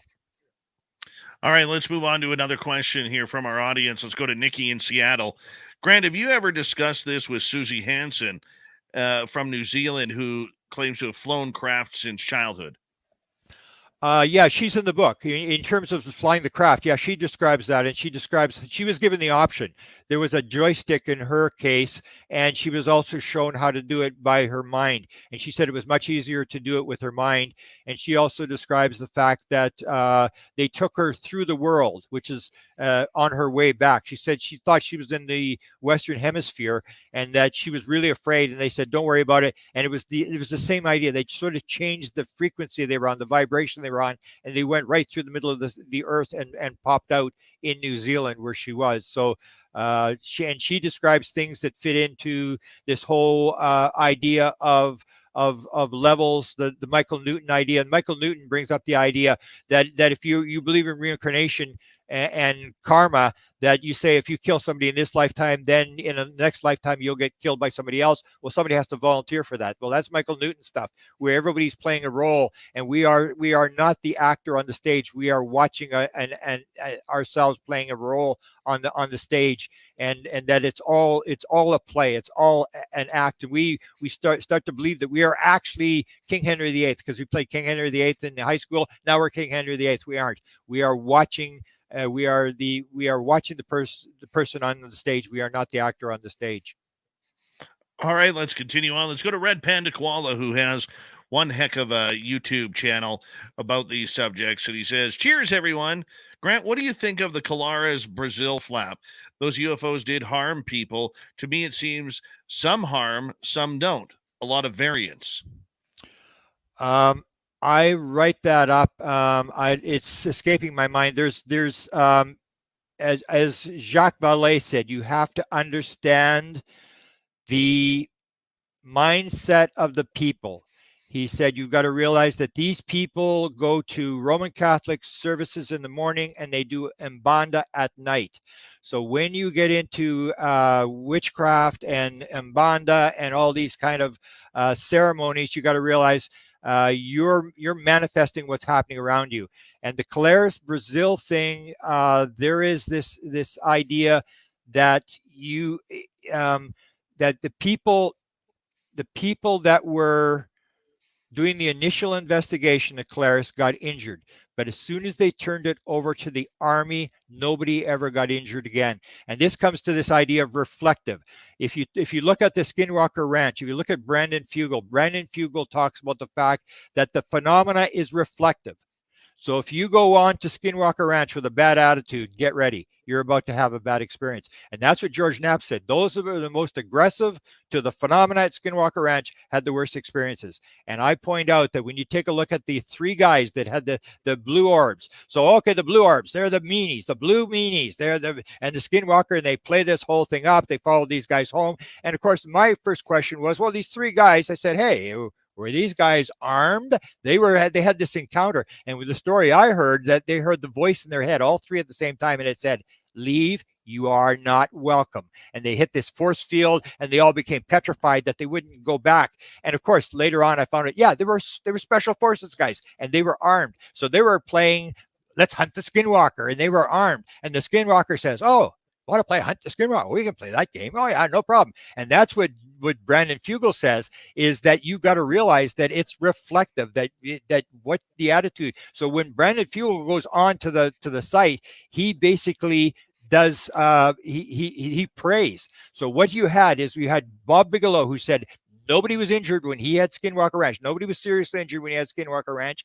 Brandon Fugel says nobody's been injured except for that one guy who was sort of challenging the thing, and he had this brain thing where he was challenging, didn't believe it, and all this sort of stuff, and he was mouthing off, and then he got zapped. The only ones that were injured were the people with the armed guys. That were hunting the skinwalker on there, that were the DIA guys. And then you say, well, okay, so the blue orbs are the bad guys. And if you see my orb stuff, I've got all these people. I say, hey, all these people are posting all their blue orb photographs, and they're saying there's nothing wrong with them. I got blue orbs all the time. They're not meanies. You have Betty Andreasen said the blue orbs were the ones that guided her through her experiences. There's 6 books written on Brady Andreasen. She said they were actually her guides, were the blue orbs. So we can make this thing, and we can take one out of context, and we can say, oh, these blue orbs. The thing was that these guys were armed, and they took this thing back. And every paranormal phenomena is getting taken back. If you're doing ghost hunting, you know that if you don't do this protection thing, this thing can follow you back. Ron Johnson said he had this one encounter where he was forcing this thing to come out of a crypt, and this black thing came out. He photographed it, and that he said this thing followed around for 5 years through 3 different houses. He couldn't get rid of it. So the skinwalker, the hitchhiker will follow you, but it's good or bad. Bob McGuire's was good. He brought the hitchhiker effect back from Chris Bledsoe's house, and he was healed, and his wife was healed. There was no evil stuff. It's when you get armed, when you have the Rendlesham Forest, the 3 guys at Rendlesham Forest, what happened there? So I said to John numerous times, John, so how come, John, you were injured and the other 2 guys weren't injured? They were just as close as you were when this thing flared up, and never got an answer. And then you hear Kabanzak, who was the guy that was with Peniston and Burroughs. He said as soon as this thing flared up, Jim Peniston yelled, "Open fire," and John pulled his gun, and he got zapped by this beam. That's why John, I say, was injured. And I had one just a couple weeks ago, a friend of yours in Georgia, and she said, oh, these 2 guys get injured going through the portal. And I said, oh, they did? What happened? The one guy died, the other guy's cancer came back. And so I said, oh, can I ask you a question? Were they armed? And she said, well, yeah, we're all armed. We all bring guns because there's rattlesnakes and stuff in Georgia, whatever. And I said, and she said they were special forces guys, and they were armed when they went in the portal. So I say it's this reflective thing that if you don't take a gun to a CE5, or if you take the Cuban thing that I got out of the Stanton Friedman files. When I went to the Stanton Friedman files, the first thing I wanted to find was the Cuban thing, where the Cubans got this UFO coming in over Cuba, and they scrambled, and they told it to land. It didn't land, and the U.S. Air Force or the U.S. Navy was monitoring this thing from communications posts in Florida. They were picking up this communication, and they heard the wingman, and the guy said, "Lock on," and the front guy locked onto this UFO, and they heard the back guy yell out, "It's gone, he's gone, he's gone." The thing just evaporated. So if you're going to lock onto this thing, it's reflective. It can reflect back what you're putting out, and that's this part of the thing. But that was part of the thing that happened in Brazilia. I looked at that. I looked at it very carefully, and it was doing it for a while, and then it completely stopped. And it had to do with this fact that these guys were challenging this thing. They were hunting it, and after the army took over or whatever it was, there was not another single injury. And that would be the thing. So why are they picking on the Brazilians? Why are they picking on them? If you look at some countries, like in Canada, where what's his name was injured at Falcon Lake, Mikulak, but he touched the thing. That was one of the things I was told. I was told if you touch a craft that's powered up, Chris Bledsoe told me that, you can be injured. You're not allowed to touch the craft. Same as Steve Boucher was told when he went on the craft, do not touch the craft when you go on the craft. So you have that kind of stuff. But people say, well, you're within 100 meters. I was within 100 meters 5 times in the 1950s, but I wasn't armed. and I wasn't injured. I had nothing wrong with me whatsoever and these people are saying, oh, if you're in 100 yards and stuff like that. I think it's got more to do with weapons. And that's why you're seeing the people that are injured. It's these military people, and you have to give me examples of people who weren't armed and weren't challenging the thing and weren't trying to go after it and stuff like that. Then, if you're talking military, then there's a whole other story that maybe is not even being told about why these people are being injured. And that's what I said. I said there had all these people were injured, that Kit Green and Nolan and these guys. And I said, well, how did these military people get within 100 yards of these things? Like, how did that happen? Everybody's dying to get within 100 yards. And it would indicate that they're trying to track these things. They're trying to capture one of these things. And good luck. I mean, it's the old idea that you what goes around comes around. What you sow, you reap. All right, let's get to Eugene's question here. Grant, what can you tell us of the duality of consciousness? Do you believe there is a duality? We got 4.5 minutes left. No. It's all one thing. It's what we make out of it. That we can make heaven or hell. People believe that there's this good. We were so brought up in the Christian thing of good versus evil, of duality, as above, so below, and it may be as above, so below, but it's all consciousness. It's all the same thing, and we give it meaning. If you encounter, say, a bad being, as I did when I had the psychedelic experience, I had 5 bad experiences.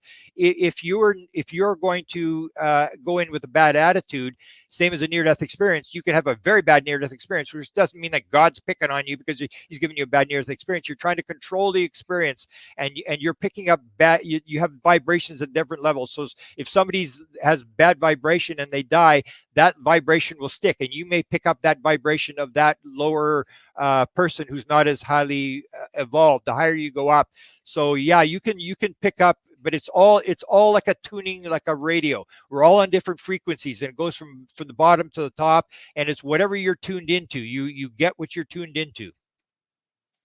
All right, let's go to a different question here. Let's go to YJ in British Columbia. If we are a warring species as humans, would a peace narrative be construed by narrative builders as a threat narrative? Could the threat narrative be a psyop to keep the MIC in business? Men in charge. Well, the threat narrative, I say, it's basically that's what it is. They need money, and unless you're going to present a need for the U.S. government to fulfill, and they tried it. They tried for years. Nobody wanted to touch the subject. And as soon as you give it a threat narrative and say that this is going to be bad and they're in our airspace, I even dispute that. I say it's not your airspace. If it's anybody's airspace, it's the natives' airspace. And then it was owned by Mexico, California, Texas, all these places. That was all Mexico until 1848 when the Americans took it. And it's not your airspace. We're here to protect the airspace. And it's this idea that it's in our airspace. Nobody owns the airspace. We just say you're in our airspace, and therefore we can kill you.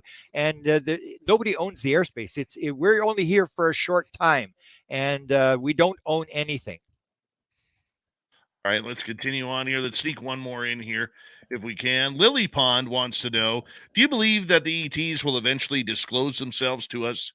No, they can't. It's a gradual disclosure thing that they're doing that the more I look at it, the more I don't think it's even ET. There may be ETs on other planets, but I don't think they can actually get here off that planet. The same as we can't get to another star system unless you understand this oneness principle, that everything is one thing, that is all connected. It's all one thing. Because I believe they're going through portals. They're popping in and popping out. And so there may be ETs out there, but they can't get here unless they understand this idea of oneness, about how it works. All right. Well, we might have time for one more here. Okay. Let's go to Lauren Middleton. Thank you for joining our chat room. Lauren is asking, or says, Grant, I loved it when you asked Dick Cheney if he had read into the UFO subject. Did you ever get a high-quality answer off of that?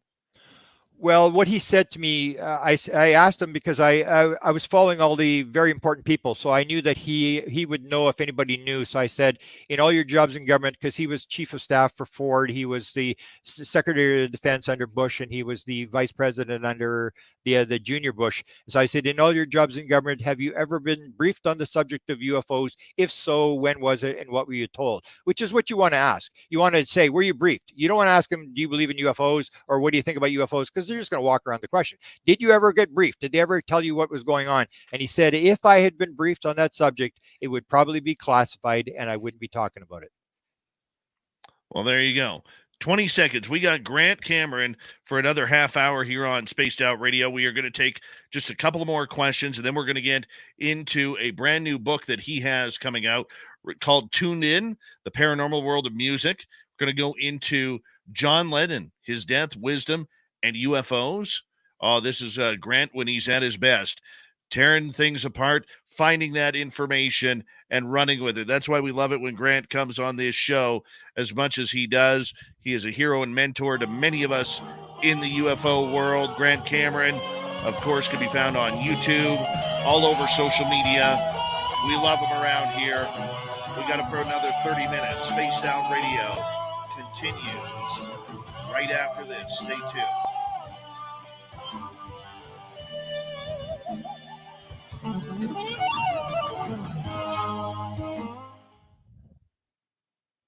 All right, we're clear. Good. Hello, Yogi. Welcome. Yogi Berra. And hopefully. And who else jumped in here? Philip Baca, good to see you. All right, we are caught up on everybody now. 330 people watching. How many countries? People identify your countries. What kind of countries I don't know. You got from here? I identify if you're. I know we have Austria. I know we got the U.S. We got Canada. We got the United Kingdom. I know. Let's see here. I know we have Australia. There you go. And let us know where you're from. We want to know. And I'll read it out to Grant. Hey, Bones, how are you? And whether your country thinks it's a threat narrative. Also, I was talking to the people from Sweden, and the one guy from the big archives there said he absolutely believes there's no abductions in Sweden. So that's where you start really getting into questions. It's like, well, what's going on here? Like, is this just an American thing going on here? Or? Oh, here we go. Now we're getting somewhere. Check this out. So Wild Aloof is from New Zealand. Well, there you go. Pony Pong is from Holland. Dutch Henk is from the Netherlands. Wow. Thomas Kunas is from Germany. There you go. And let's see. Pixie Lars from New Mexico. California for Thurston Howell III. Midnight Sasquatchers is from Mars. Gailey is from Michigan. Louisiana. Michael Leger, British Columbia via Mars. ID Swagger, how are you? Hey, Bones. Let's see here. Red Panda Koala, California. And Nikki's from the U.S. Dirty Filth from Edmonton. Australia for Tombstone. Hi, Connor. How you doing, buddy? Good to see you. And let's see. Who else do we have coming in? Marlena is from Australia. Iowa for Rose Brooks. Ohio for D. Swiger. Wow. Yelm, Washington for Bad Cop. Lars Jansson's from Sweden. There you go. He's from Pattaya, Sweden. Wears number 31 when he's in net. You know, taking shots from Marcus Naslin and Peter Forsberg, you know. And let's see, who else do we have here? Just Sam is from the Pacific Northwest, California, Maine, SoCal for Christine, Mississippi for Trace B, Idaho for Pam Harris, Jim Goodall from Area 51. There you go. Jay Burke, welcome to our chat room from Northeast Ohio. Lily Pond from Wyoming. Say hi to Lou for us if you don't mind. Oxnard, California for Obie Flett. Montana for Worsley. Let's see. Atlanta for Mennonite Abe. Gyro is in Pennsylvania. Trebor is from near a portal in Georgia. President Zaddy is from Houston. Montana for Super Duke. Liz Skywalker from Bakersfield, California. Oh, Marlena's from South Africa. I didn't know that. Very cool. Nicole Sakich from Winnipeg, Manitoba. There you go. All the Earthlings. Let's see. Cliff Size from the Mid-Atlantic East Coast, W. David Page from Chicago, Shiro's from Central Illinois, Simply Coco is in North Carolina, and let's see, who else is here? I think we're all Great Britain for Tony. There you go. Oh, Tony. I know. Tony. Australia for Steam Train Mark. Mark, can you let Grant and I know if we are alive tomorrow? We'd appreciate that. Yeah. Though they live in the future, so they know, right? Yeah, Hilton is from New Zealand. Mark Sanchez, Route 66 on Fontana, California. Wales for Tony. And Central Missouri for the Doug Shelby. And Marlene is from Cape Town. Yeah, that's the type of area where, you wake up in the morning and you want to go, just outside and enjoy the sun, and there's some giant cobra lying in your yard. That's what happens in Cape Town. But they have good music there. They have real good with drums, and I like the music. Corruption Czar is from Tampa, Florida. The Mac Geek from New York. Yeah, man, I got to get a map.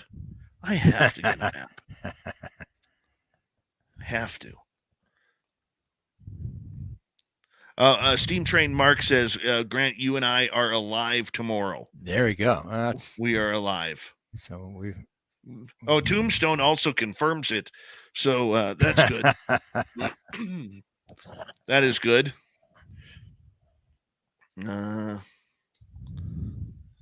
Let's see. Ohio for Jay Burke. And Marlena says it is true about the Cobras. Here we go, everyone.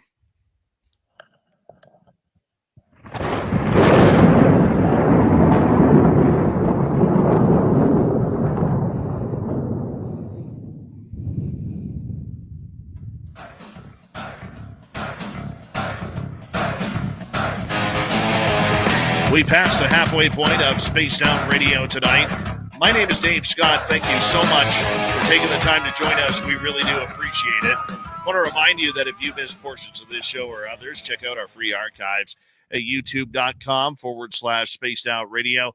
Do old Davey the favor, hit that subscribe button. Our website is spacedoutradio.com. We have a plethora of features for you. Rock out to Bumblefoot, read Shirky Poo's Newswire. Check out our swag as well. Follow us on Twitter at Spaced Out Radio, Instagram at Spaced Out Radio Show, and on TikTok at Spaced Out Radio. We continue on tonight. We have until the top of the hour. Grant Cameron is with us, UFO threat narrative, and we've been going through some audience questions where we'll continue on for right now, Grant, and then we're going to get to your brand new book that's about to come out. Let's start with, we've asked that one. Let's go to Armando here. Grant, is disclosure a techno-scam like Jay Pandolfi says? Well, Ron Pandolfi's supposed to go on camera. He's supposed to tell this story. Right. I sort of think that he may be right, because what they're putting out is the portal story, and that's what I said, that I believe that the portal story has more backing than the anti-gravity story, and that's what Ron is saying, that this is a techno scam, that they're just trying to get money. And he says it's a bunch of, they used to go after billionaires that would rather invest in a stupid anti-gravity thing than pay their taxes. And now they've run out of billionaires, and so they're going after the U.S. Congress. He could be right. There's a claim that he's going to go on camera and he's going to tell this whole story. And he's told the same story right from the word go, because when the whole story broke with the New York Times, I immediately was online with Dan Smith. I said, what's Ron's got to say? And then it came out, it's a techno scam. These guys, I know all these guys, and they've been doing this for years, scamming people. And it's the whole idea that they don't have the technology, and they're trying to get everybody the idea that if you give us money, we're going to figure this thing out. And I guess Ron is saying this thing is so far beyond what you guys, you're just dragging money out of people. Which let me give you 30 seconds on that I forgot, which is an idea about the evil alien thing. Is you probably know that I'm with the portal thing, I'm very much into the Mission Rama thing, and there's 25,000 Mission Rama, and they've had all sorts of alien encounters over the years since 1974, and they have yet not one single negative report, not one single gray, not one single reptilian, and not one single mantid ever. all their beings are completely different, which has the thing with which John Mack said to Bud Hopkins. He said, Bud, he says, it's really strange. He says, I'm the psychiatrist here. You think I'd be getting all the real bad ones? He said, but he says, you're getting all the bad ones and I'm getting all the spiritual seeking ones. And maybe that has more to do with you and I than it does with the aliens. And that's the thing, is it's this reflective quality that Bud had all these grays, and the Mishirama people have never had a gray, and they've had all these beings and portals, and I've interviewed the people in the portals and stuff, and you start to wonder, why don't they get grays and reptilians if everybody else is getting them? Right. Okay. Let's go to another question here. This one from Chill Farm. Susie Hansen and Robert Salas talk about going to underwater bases. Did any of the others have a similar experience? Dual Soul is a must read. These people haven't. No, none of the. It was, where do you want to go? So people were going to wherever they wanted. They wanted to go to the far side of the universe. They were gone there. Ron Johnson wanted to see the Milky Way from a distance. John Ramirez talks about this ice planet that he goes to. One guy, the guy from Liverpool, Pratt, he talked about the fact that he was on board the ship. There was a whole bunch of people, and they were all doing this. They're all practicing with this thing. And he said, "Can I have a go at it?" And they said, "Yeah, sure, you can have a go." And he put his hand on this panel, and he only lifted this thing 500 feet in the air and then brought it back down. So it was wherever they wanted to go. Nobody's asked to go there, and the thing about underground bases, they may have underground bases, but if they are etheric, if you get Leslie Kane telling you a story about the hand that appears and then disappears, and she's seen this 4 times and it was a real hand, that's what I think is happening. They're coming into the physical world and they're leaving again, and I'm not really sure they need underground bases to live in. They, even with Pam Dupuis saying they have ships that are as big as the solar system, that they can live out there, and they really don't need bases. And a lot of this stuff may just be that they're dealing with this at whatever level we're at. So in the 1890s, they told us they were from Mars, and they had wooden ships for propellers. And then they said they were from Venus and Uranus and stuff. And then suddenly we realized that wasn't true. Then they said, oh, we're from Zeta Reticuli and the Pleiades. And then when we got into dimensions, then they said, oh, we're from the 4th, the 5th, the 9th dimension, the 12th dimension. And it's almost like they're just one step ahead of us, and they're just dragging us along with breadcrumbs, and they just keep changing the story as they go along. All right, let's continue on here with a couple more questions. Worsley is asking about the physical world being a dream. Do you think that this comes out in our stories? An example being H.P. Lovecraft with the idiot god? I'm not sure with the Lovecraft thing what that is, but the dream thing it's becoming more and more. Now we're talking about simulated universes and holographic universes and stuff. I mean, when I started, nobody was talking about that kind of stuff. So now it's becoming more popular, where people are starting to realize, yeah, this may actually be a simulation, a video game type thing, and that we are the ones that are playing it. And we take when our character dies, then we go take another character and we play the game again, and we just keep playing this game over and over again. And what we do is we take in from the universe. So we take in with our senses, through our eyes and through our ears and whatever, and then we put out. So we put out stories, and we put out inventions, and we build buildings and stuff like that, and we leave the world as a better place than when we came. So the universe gets more elaborate and more information, more knowledge, more buildings, and that's how creation, I believe, is going. That we're playing this role. We just come in and we play the role. We go out, and so people are now accepting this may be the truth, and that's what Max Planck said. He said, "You do not convince your opponent by convincing him that you're right. It's one funeral at a time." And the younger generation won't be offended with the idea, and they'll just pick it up. So you take a look at Nicole's son, who plays with his 3D glasses, and he's building stuff in these glasses and stuff. It's a totally different world. I mean, to these kids, sure, it's a video game. Sure, there's beings coming from everywhere else. Sure, and they believe all this kind of stuff. We just got to wait for all the old people to die for these new ideas to be adopted, and that's what's happening. All right, let's continue on here. As Darius is asking, Grant, what are your thoughts about Alexander Crowley's seances when it comes to the other side and UFOs and ET contact? Well, this is the deal that anybody can do it. So if you may be familiar with the story about Philip, who was the ghost in Toronto, that in the 1970s, I think it was, these 8 parapsychologists decided they're going to make up a ghost. So they make up this ghost by the name of Philip, and he in the 16th century, and he played around on his wife, and then his wife finds out, and then he accuses his wife of witchcraft, and then she gets executed, and then he commits suicide. He feels so bad. They make up this whole story, and they couldn't get it to happen. And then they decided that somebody told them, well, you got to play it like a seance, and you got to get the vibration up. And so they started singing 99 bottles of beer on the wall, and they were all having a party thing. And suddenly this ghost appears, and they start talking to this ghost, and it's exactly what they were putting into this thing. This ghost is talking to them. And so anybody can Crowley, anybody can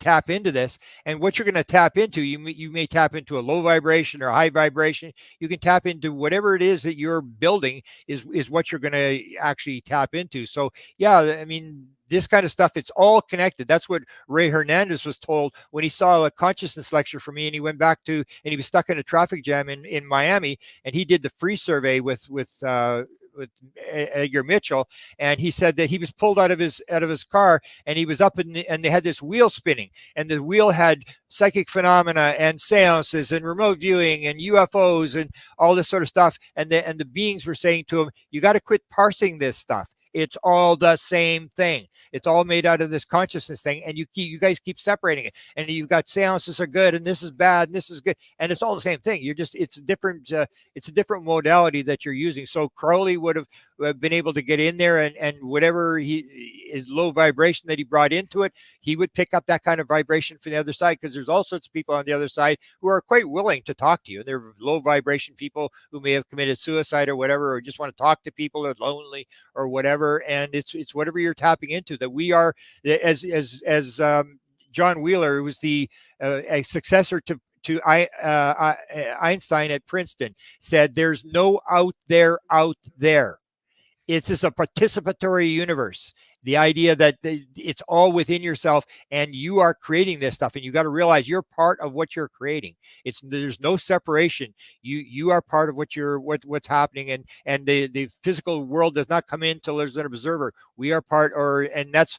People hate it because that's what Einstein said. I'd like to know the moon was behind me when I'm not looking. People want to have this world of separation, that the world is separate, because they want to play the victim. Oh, it's my mother-in-law. It's the dog ate my homework, and the government's doing this, and I'm the victim, and stuff like that. We refuse to take responsibility for the fact that we are creating our reality, and we want to blame someone else. And so we have us versus them, and the bad guys are doing this to us. And if it weren't for the bad guys, we'd be doing okay. And at the end of life, according to what Newton said from his 7,000 regressions, you only get asked one question, and the question is, how did it work out? And if you try to bring up my mother-in-law or the government or another race or whatever, they're going to go, time out. This is not about anybody else. This is about you.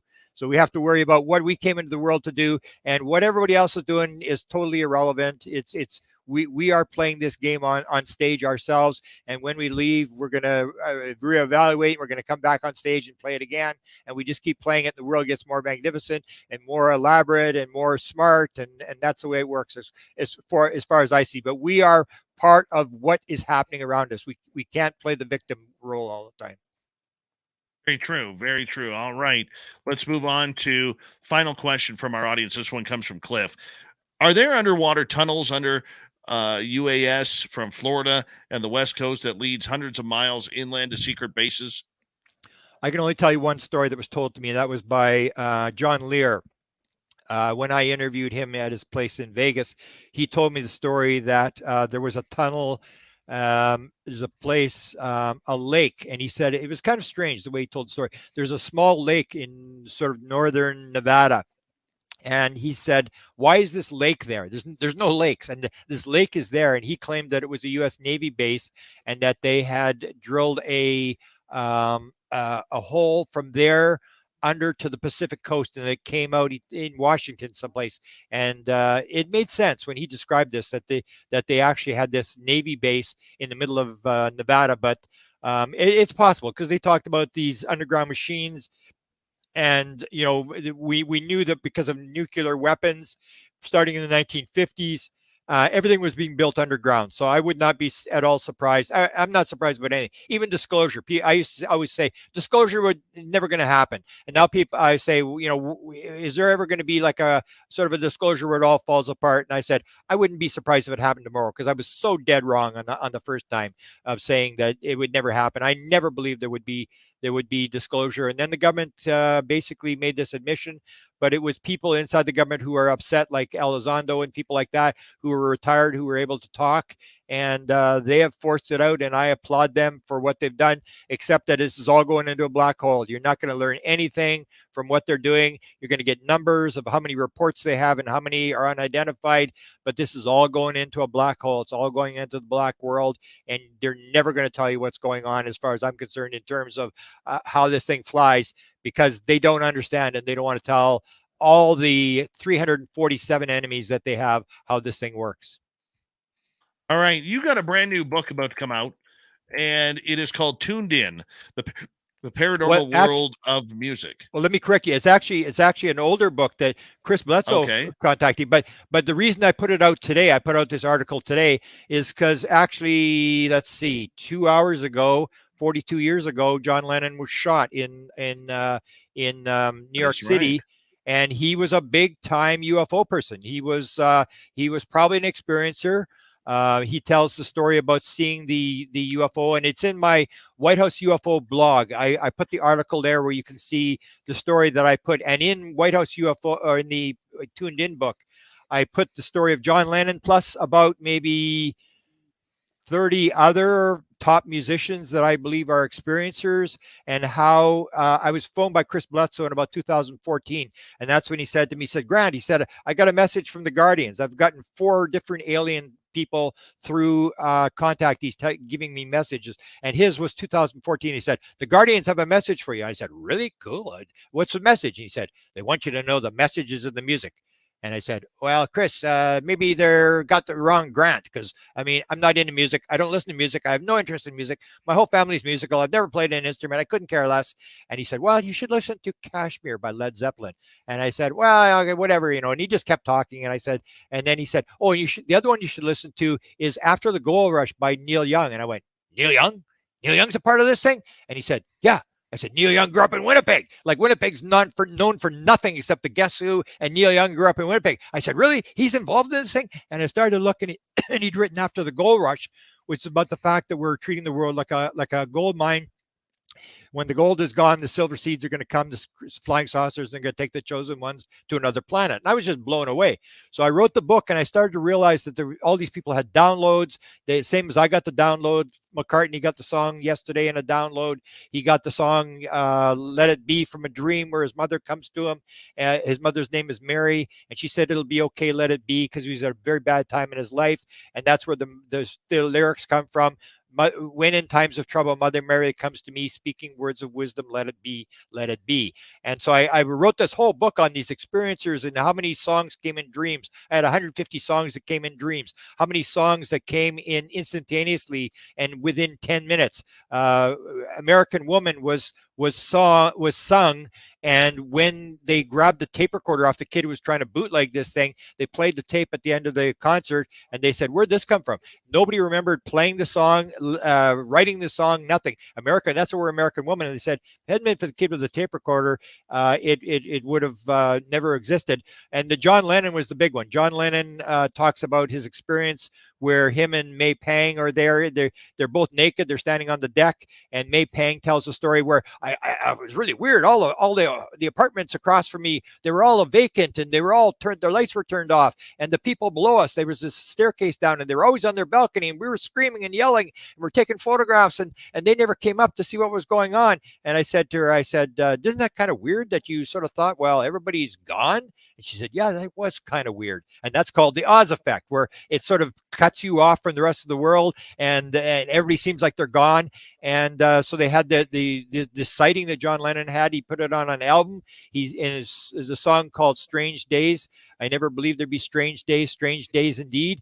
That song has about a UFO in there. He sees this UFO, and then he has the experience where he tells the story according to Uri Geller, where he's in bed and he wakes up in the middle of the night and there's light coming in front of under the door and he thinks there's a fire in the hallway, and he tries to wake up Yoko Ono. He can't wake her up, which is very common to the experiencer story. He can't wake her up. He goes to the door and he opens the door and he says there's these effing bug people with these big eyes that are looking at him, and he goes to attack them, and he says suddenly the next thing he knows, he wakes up and it's the morning and he's lying on his bed and Yoko Ono's awake, and then he tells her what happened, and he's got this egg in his hand. And he said that he, according to Uri Geller said they met for coffee, and he gave him the egg, and he said, this may be my ticket to another planet, but I don't want it. You can have it. And Uri Geller said, I never had it analyzed because I was always afraid it might have been made in Taiwan.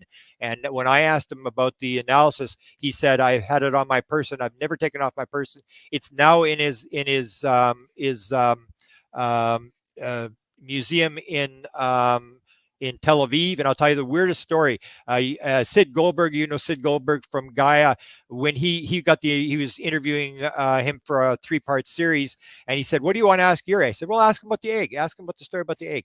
He said, okay. So he talks to Uri Geller. Uri Geller gives him the egg, and he takes this photograph of him holding this sort of a bronze egg holding in his hand.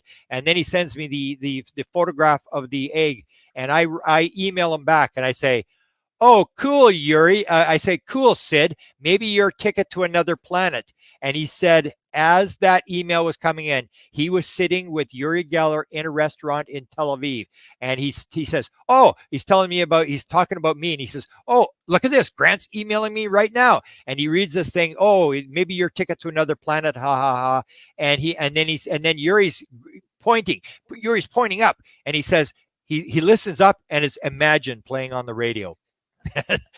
You talk about a weird synchronistic story. So those kind of stories have followed me around, that when you hear those things, you go like, I got to be on the right track. So I did the whole book on all the weird stories of music and inspirations, and guys that could listen to 4 concerts at the same time, and they could actually tell you you could stop them at any point. They could tell you exactly where in the concert it was. Just bizarre stories about music, and how music may be vibration, and how it's used to get the message, and the idea that the intelligence, whatever it is, may be using music to get out the message through vibration, through messages. And that was the book Tuned In. So today was the 42nd anniversary of John Lennon, and if you read the stories, John Lennon was big time into UFOs, and I tell the whole story in this long article about John Lennon.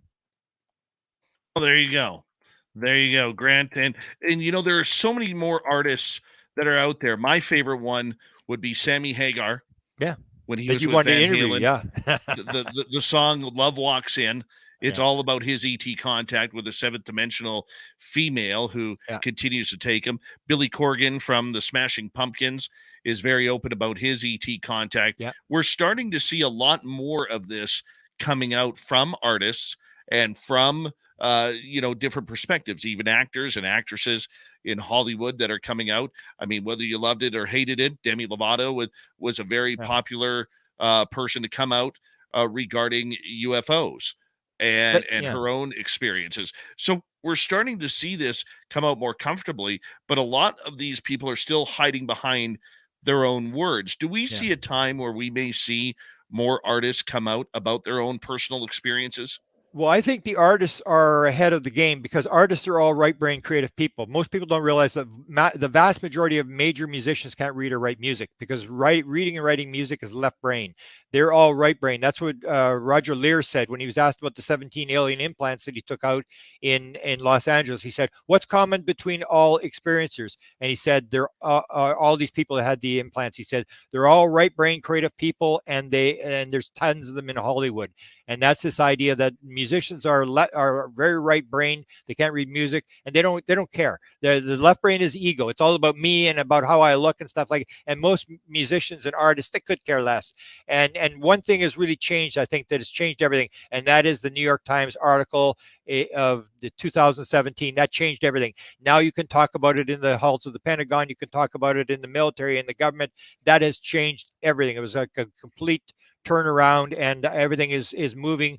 And it's a matter of not just letting this threat narrative just turn it into another enemy that we have to finance and we got to try to shoot down, because it is reflective. And unless you've got your insurance paid up and this kind of stuff and your will is done, be careful what you do, because it's very reflective and they have all the cards. It's like Einstein supposedly talked to Truman when they had the shoot down order in 1952, and the top radio guy of the 1950s told the story. He said, I know what Albert Einstein said to the president. He said, Mr. President, anybody who can come across millions of miles of space will know how to take care of themselves once they get here. Don't start something you can't finish. And he said that was the first time Give Him Hell Harry decided it better not to give him any hell, because he had the shoot down order of shooting these UFOs down.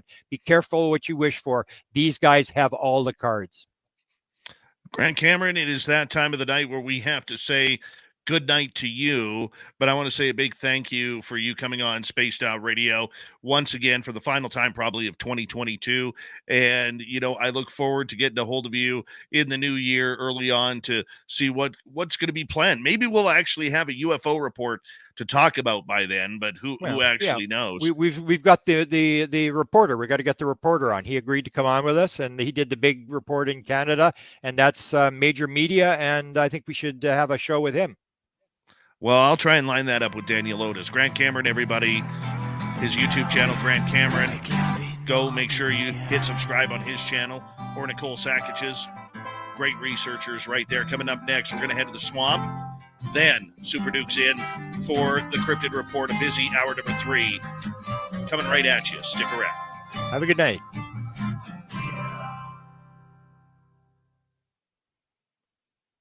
We are clear, my friend. Okay. We are clear. You have a good night, and we'll talk to you down the road.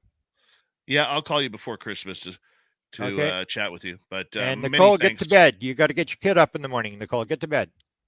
Yeah, exactly. Okay, good Bad night. Nicole. Good night, Grant. Take care. All right, I'm just going to take a quick break here. I will be right back, guys.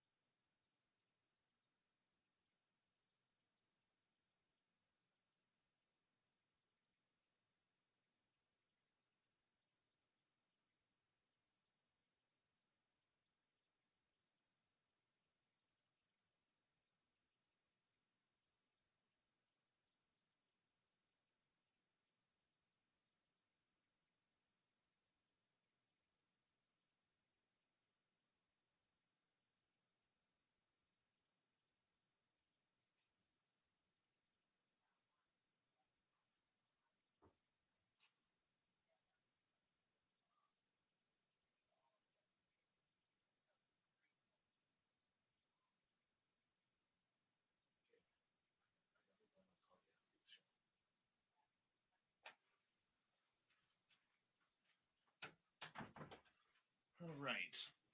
Sorry about that, people. It's going to be a good one. Thank you for sticking around.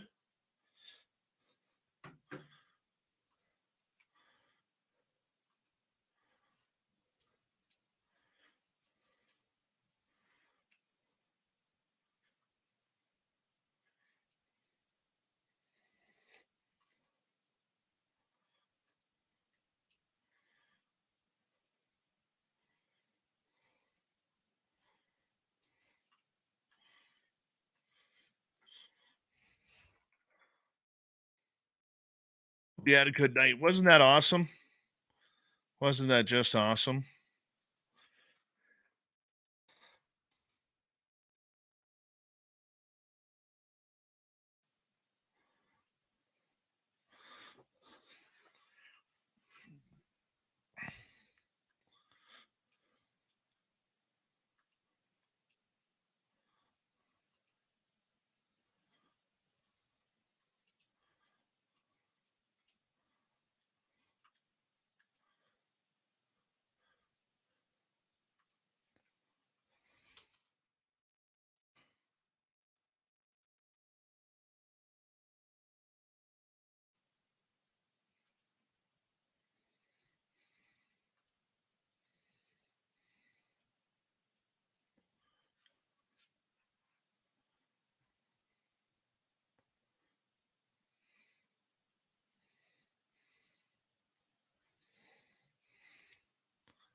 Where are we here?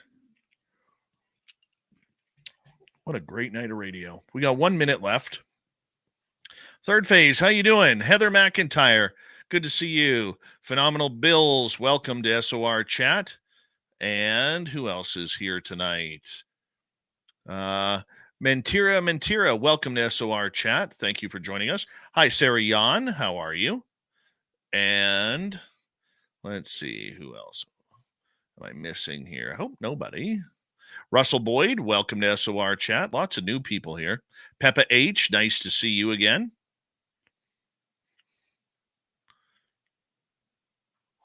And we're going to get going here in 20 seconds. Thank you for the super chats. Jeff, Sally, Jeremy, Chris, D. Cohen, Lori, Red Panda, Carl, Pam, and Dry Toast. Very much appreciate it. And here comes hour number 3, everyone. Stay tuned. Hi, Len Dorman. How you doing? Dirt Road, good to see you.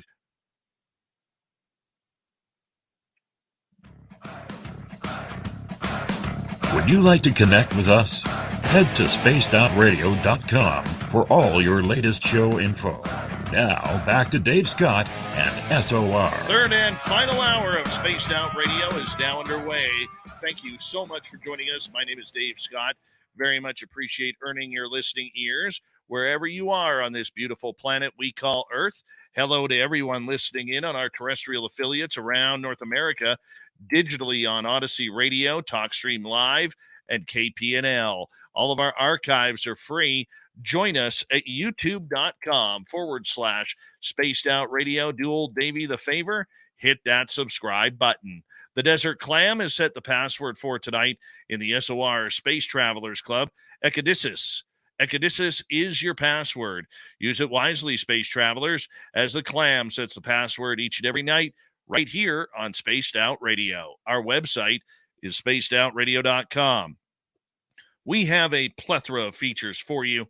Rock out to Bumblefoot, read Shirky Poo's Newswire, check out our swag as well. Follow us on Twitter at Spaced Out Radio, Instagram at Spaced Out Radio Show, and on TikTok at Spaced Out Radio. It is time once again where we head to the swamp.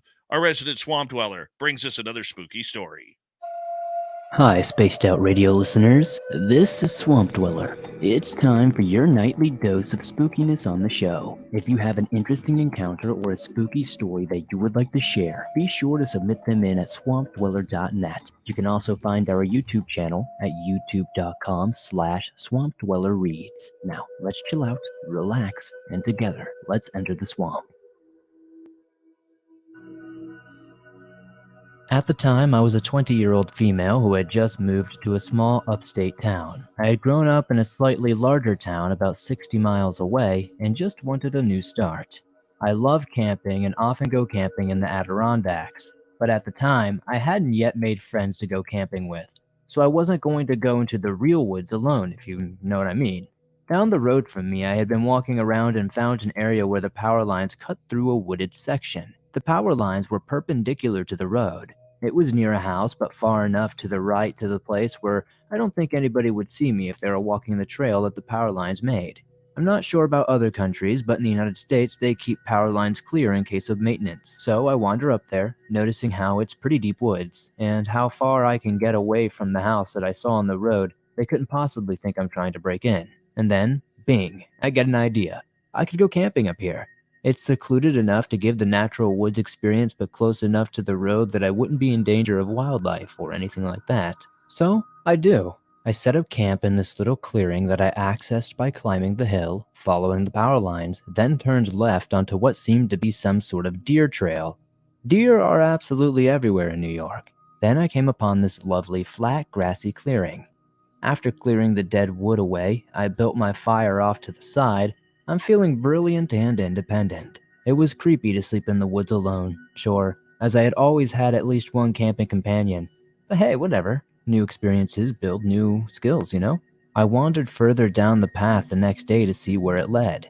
I walked for about an hour, and I can see some fields on the right, but they are in the distance, and there is a fence between the fields and the path. So again, I figure people can't be mad for me being here. Then I come across another path. Heading to the right, I follow it. A couple of feet in, it curves slightly, and there's an old van to the left of the path. Well, that's strange, but it's about 1 p.m. near noon anyway, in broad daylight, and the birds are chirping, so I don't really feel in danger. I go up to the van, which had been there for a very long time, clearly. It was like a 70s style make. It made me kind of think of Scooby-Doo, and there were overgrown weeds all around it. There are streaks of brownish red going down the side from the bottom of the doors. I looked in and saw what appeared to be an old bedding or something in the back, but it was all shredded up, and the curtains in the windows were shredded as well. There was clothing strewn about. It looked like the clothing was from the 70s or early 80s. I still felt no danger per se. Snickering at the terrible fashions back in the day, I continued along the path for a short time, until I finished rounding another slight bend. I stopped dead in my tracks, finally. My reptile sense went off, or whatever you call it. I wake the hell up, and my head is screaming at a total volume that I've never heard before. Up ahead, there is this creepy-ass doll hanging from the tree by its neck with a noose. Not just stuck in the trees, but just left there as it was hanging. It was terrifying, to say the least. To the right of it, though, there was this huge cage-like structure, easily big enough to hold a full-sized human. It seems to be made up of pipes and other long metal objects, just welded together. Some were up, some were down, some were across, and the squares they made weren't big enough to fit my head through, let alone anything else. Not that I tried, anyway. It had 4 sides and a ceiling. It had other creepy-ass dolls hanging from it. It also had reddish-brown stains running down the sides, just like the van. Further behind it in the distance was a rundown house. Creeped out as hell, I just turned tail and ran. I am not a runner by any means. I am a chunky girl, and I have smoked for more than 6 years, and I do not run. But I ran that day. I don't even remember the run, and I remember coming up upon my campsite, grabbing my tent in one swoop as I ran past. Luckily, I had put all my things into the tent. Ripping it out of the ground as I continued running, I left my cooler, my food, and all that stuff behind. I never went back for it either, and sometimes I kind of feel bad about that, though. I dropped the tent stakes along the way and had to repair rips in my tent. I tore down that hill. I'm still surprised it didn't break my neck or ankle. Jumped in my car and sped home. I locked all my doors, then paced my house going, what the hell, what the hell, what the hell, for hours. It's been 11 years since that incident, and even typing it now makes my hands shake. I currently live almost 1,400 miles away, but I still made sure my doors were locked. And they are. The crazy thing is I wasn't even that deep in the woods. Maybe in the 1970s it would have been, who knows. As it stands now, though, people live within a short walk of this place. And no, I know you will ask, I did not call the cops. I can't articulate why. My best analysis looking back is that I didn't want the creep to find me. I should have probably called them at the very least. You are probably right there. I hope it was an old crime scene and not some sick man who still keeps people in cages in the woods. And we say thank you to the Swamp Dweller for coming on in and taking us through another spooky story. Swamp Dweller joins us in the third hour every show, Monday through Friday night. And if you want more, he has thousands of those stories for free. All you got to do is go to youtube.com/Swamp Dweller Reads and check him out for yourselves. Speaking of creepy, it is time once again where we head into the forest. Super Duke from World Bigfoot Radio and the Cryptid Reports.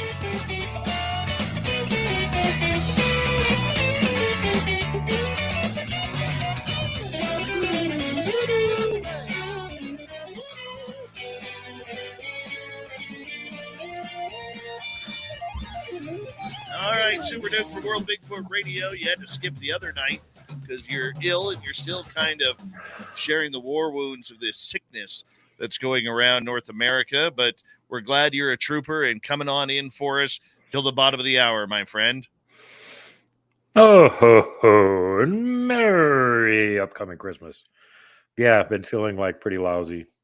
And I did come across something interesting that I wanted to share with you guys. And this is from the very extensive book, Giants, Cannibals, and Monsters by Kathy Muscovitz-Strain. And she has a BA in anthropology, and how she got involved in all this is she was going around working with native tribes, identifying areas where they had ancient relics, pictograms, and petroglyphs, and all that sort of thing, and getting the government to set it aside for preservation so it doesn't get destroyed. So in the process of doing all that, and she's also interested in Bigfoot, she asked all of them very specific questions. Do you have Bigfoot reports? Does your tribe recognize that such a thing exists? Do they have a name for it? What did they say about it? So this is her survey of those questions basically across North America, and very comprehensive. And it's interesting that almost every native tribe on the continent has a name for Bigfoot. Some of them have several names for these things. And she actually mentions this at the beginning of the section that we're going to be talking about today, which is on the Miwok tribe of Central California. And that the Miwok are unique in that they have 9 different names for Bigfoot-like creatures, depending on locations of the animal and behavioral characteristics. Names include Awani, which is a giant, Jihalumshe, rock giant of Calaveras County, Uli, rock giant of the Chowchilla foothills, Uwalin, rock giant, Sachacha, ogre, Yalali, hairy giant, Yayali, hairy giant, Lalummi, rock giant of Winnock Valley, and Lupuoias, rock giant of Tamalpai. So you keep hearing this rock giant thing, and you're like, wait a minute, what do you mean rock giant? This is Central California. Where else do we hear about rock giants? Well, that's the description, the stone coats, the stone giants of the Iroquois. So we're talking about a confederation of tribes that's on the exact other side of the continent, up in the northeastern side of the continent. And here you have this tribe down in Central California talking about rock giants. So wait a minute. How did rock giants get over there? Is this the same kind of rock giant? Because we know from the legends of the Janoskwa that the reason that they had stone coats isn't because they were making coats out of stone. It's because they would rub around in pine pitch and tar on trees and whatnot and get it all mixed in with their hair, and then they'd go roll in a whole bunch of gravel and it would adhere to it. And after several such things being gone through, they would have applique armor, essentially, which against a native armed with a bow or a spear that's tipped with either bone or stone, it isn't going to do anything. It'll just break. It'll bounce off. Doesn't do anything to them. So they had this bulletproofness until the white man showed up with their thunder sticks, and then they seem to have quit doing this. But so let's check out a couple of the reports that they have here. Sure. And one of them is from a book called The Dawn of the World, Myths and Tales of the Miwok Indians of California by C. Hart Merriam, 1910. Lincoln University, Nebraska Press, pages 169 to 72. Quote, there was a great giant who lived in the north. His name was Uwalin, and he was as big as a pine tree. When he saw the country full of people, he said they looked good to eat, and he came and carried them off and ate them. He could catch 10 men at a time and hold them between his fingers and put more in a net on his back and carry them off. He would visit a village, and after eating all the people, would move on to another, going southward from his home to the north. When he had gone to the south end of the world and had visited all the villages and eaten nearly all the people, well, not quite all, for a few had escaped, he crossed, and they give this location of this certain place where you can apparently still see his footprints to this day. People who had escaped found his sleeping places in caves and shot their arrows at him, but they were not able to hurt him, for he was a rock giant. When he awoke, he was hungry and took the trail to go hunting. Then the people said, "Ooh, Chum, the fly, go follow Uwulin, and when he is hot, bite him all over. Bite his head, his eyes, and ears, all over his body, everywhere, all the way down to the bottoms of his feet. Find out where he can be hurt." "All right," said the ever-obliging fly, and did as he was told. He followed him around all day long and bit him everywhere from the top of his head all the way down to his feet, about hurting him, till finally he bit him under the heel. This made the giant kick. The fly waited, and when the giant had fallen asleep, bit him under the heel of the other foot, and he kicked again. So the fly came back and very politely told the people what he found out. When the people heard this, they took sharp sticks and long, sharp splinters of stone and set them up firmly in the trail and hid nearby and watched. And after a while, the giant came back and stepped on these sharp points till the bottoms of his feet were stuck full of them. This hurt him dreadfully, and he fell down and died. Now, when the people saw that he was dead, they asked, "What should we do with him?" And the answer was to burn him up completely so there was no remains, because they feared that he would be able to regenerate and come back if they left any part of him. Now, this is interesting, because where else have we heard this application of this tactic? Vietnam, punji sticks, pit traps. And it makes you wonder if the same thing was used by the Iroquois in fighting the stone giants, because they're otherwise impervious to attack. If they had also figured out that if you made pit traps with sticks, they ain't going to go very much further when they got big stakes through the bottom of their feet. I love it, Duke. I love it. Okay, here we got another one. This is kind of interesting because it talks about one of the Miwoks' taboos. And again, the same book is the source of this one. The North Miwok say Chihalumche, the rock giant, carries on his back a big burden basket, which, like himself, is rock. He lives in caves, of which there are two near Mount Ranch or El Dorado in Calaveras County, one at Murphy's and one at Stanislaus River. He comes out only at night and wanders about seeking Miwok people to eat. He prefers women. Of those he catches and carries off, all he can find. Sometimes he makes a crying noise, ooh, ooh, ooh, like a baby, to lure them. If they come, he seizes them and tosses them into his big pack basket and carries them to his cave where he eats them. In the bottom of the basket is a long spike, which pierces their bodies when they're thrown in, so they cannot crawl out and escape. In his caves are the remains of his victims, horns of deer and bones of people and different kinds of animals. So for this reason, Indians never throw their dead into caves. If they did, this giant would get them. So any man who put a dead person in a cave would be killed by other Indians. Now compare this to the report of the giant of Kandahar. And the first thing they came upon when they came to the entrance of the cave was bones strewn all over the place. And the other thing that this reminds me of is the same legends about the basket woman further up the coast. And then if you go all the way up into Alaska, the cannibal ogress of the tundra, the Amatolik, and they're both said to have baskets on their back. They would throw their victims in them and haul them back off to wherever it was that they were going for later on chowing. Just digging on in, eh? Just digging on in, feasting on anything that they want. Not friendly critters, and apparently preferred eating humans. And this is some of the same reason why there was the big war between the Paiutes and the giants over there at Lovelock Cave, because they tried to make peace with them and get them to quit eating them, but they wouldn't hear of it. Like, oh, humans are yummy, we're just going to keep eating you guys. So they were basically forced to go to war with them and kill them off. Pleasant. Well, that's what happened with Lovelock Cave. That was the last of them. According to their story, there was like around 3,000 of them when they started warring with them, and they wiped out most of them in short order. The few remainders had made themselves a little floating island, and they were out on the middle of this big lake in it. so they couldn't really get to them. But the natives kept an eye on where this was, and at some point, it kind of disappeared from view. So they got suspicious, and they had their braves go all the way around the shore, and they found out they had come out on the far side of the shoreline, and there was a cave there, and the remainder were hiding in that cave. That was Lovelock Cave. So, as you know, what happened in Lovelock Cave, they gave them one more ultimatum: knock it off, quit eating us. If you don't, we're going to have to kill you. And they said, nope, humans are yummy. We're going to keep eating you. So they piled up all kinds of firewood at the entrance to Lovelock Cave, set it on fire, and killed all of them. Oh, nice. Hey, these sound like the same type of creatures that could be running around the forests of the Nahanni Valley in the Northwest Territories.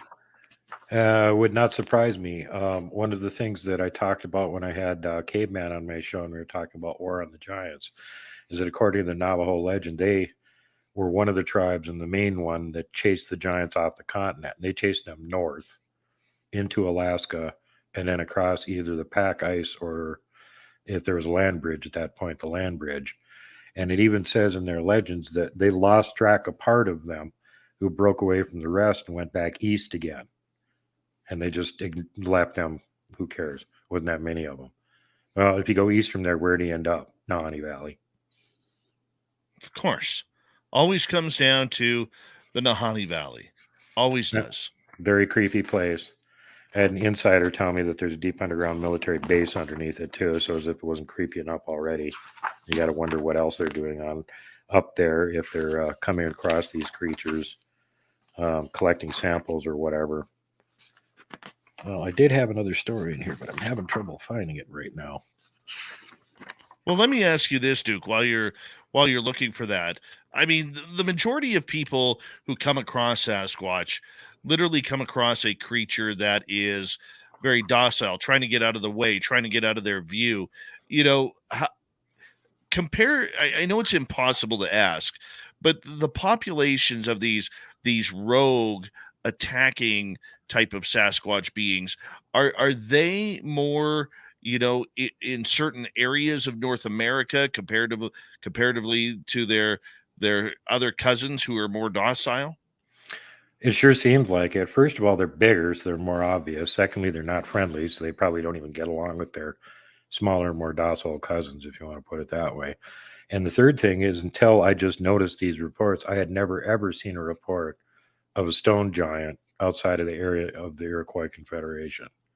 So that there was actually reports of these things in Central California is pretty surprising. So at least, you know, apparently some of them wandered that far. Now, what is a Ginosqua exactly? Well, I don't think it's either. I don't think it's really a Bigfoot. I don't think it's really a giant. I think it's a hybrid of both of them. So they look kind of like a Bigfoot. They have hair, but they're taller, and they have the bad habits of their other progenitor, which is to say eating other beings like humans, which Bigfoot don't do. And, you know, 6 fingers, 6 toes, double rows teeth. That also comes in there too. So, yeah, it really makes you wonder what's going on there. But like I said, the range is so limited. It's upper northeast part of the country. You don't hear reports of them from pretty much anywhere else. I heard one report outside of that area, and that was from down in the south last year. But, you know, other than that, and they you know, the person that cited it wasn't sure what they were seeing. It looked like a Bigfoot, but it was just really extremely big. So hard to know what that was. But anyway, I found the other interesting report here, and that was the Tulupu'uyes rock giant of Tamalpa. A woman had a husband and 2 boy babies, twins. The woman's brother killed her husband, and the little boys did not know that they had ever had a father. Oh, wait, am I on the right one here? Yes. Anyway, they went out to this place all the time that was like a big rock, and they didn't even realize it, but this is the same place their father used to hang around, and this rock giant was in this area and was watching them all the time. And finally, one day when they were there, he woke up and trying to make a long story short here, tried to catch the boys to kill them. And they said he was all rock except a place on his throat where he wore an abalone shell. The boys saw this and shot their arrows through it and killed him. When he died, he fell to pieces. The pieces were rocks and scattered all over the ground. Inside, the children found he was flesh like other people, but outside he was rock, except the place on his throat where he had used the abalone shell. So again, this sounds like exactly the same creature. It totally does. Totally does. Super Duke, we got about 40 seconds left with you tonight. I want to say a big thank you for coming on in and giving us another stellar cryptid report. One of these days, man, one of these days, you know, we're going to run into some of these creatures, and we're going to have to hightail it as quickly as possible to get the hell out of the forest. Believe you me on that one, man. Now, I film quite regularly. I'm too dumb to run away. And the last video I got him, I was walking right toward one, not realizing it. Blaine Tyler pointed that one out. Hey, Duke, there's one right across the road that you're walking toward. I'm like, no, thank you. So anyway, if you guys want to see part of the breakdown on that video clip, I will be showing it on YouTube for the first time as a Saturday night special at 8:30 Central on Saturday on my channel. And then on Sunday, of course, the regular show with Dark Woods from Wisconsin for the guest. Always appreciate you, Super Duke, from World Bigfoot Radio. Very much appreciate you coming on in. Coming up next, get off my lawn, people. It's the Dave 101. Maybe a new perspective on something. We'll be back right after this. All right, Super Duke. You made it through, buddy. You made it through. I am so freaking tired. I hope I came across as somewhat energetic, because I'm totally not. I just want to fall over again. Well, you go put on your Sasquatch jammies and you go crawl into bed. Yeah, I'm gonna go grab my Bigfoot pillow and go snoozy. I literally have a Bigfoot pillow. Somebody made one for me. Nice. It's shaped like a giant foot, and it's got hair on one side, and it's soft and comfy on the other. My daytime job, I had clients the other day surprise me with a his and hers Sasquatch keychain. Nice. Of a little stuffy Sasquatch like this. It was awesome. It was awesome. Totally sweet. So anyway, yeah, if you guys want to see a dog man on video, Saturday night special on my channel, very creepy. He was about 20 feet away from me, and I'm walking past filming the ditch, and he's right there watching me walk past. And then when I looked at it closer, there's two more Bigfoot behind him. So Kelly Shaw from Rocky Mountain Sasquatch noticed that on the video today and immediately put up on his blog site, Duke gets two Sasquatch on video. Like, Kelly, that's a Dogman video. Yeah, but there's Sasquatch in the background. Like, what the hell, man? Say hi to Kelly Shaw for me, man. I haven't had him on the show in years.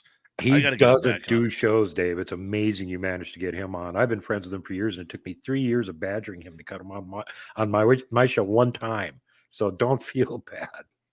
I got to get him. Now that's a challenge.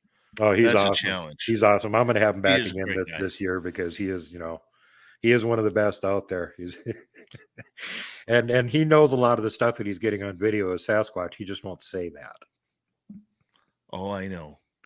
I'm just the opposite. I'm like, yeah, it's a Sasquatch. If you don't like it, tough. Go to hell. Go to hell. Get off my lawn. Get out of my forest. Get off my lawn, you damn trolls. Quit pooping all over. Get out of my forest. All right. Love you guys. I'll see you next Tuesday. What day is that? 13th?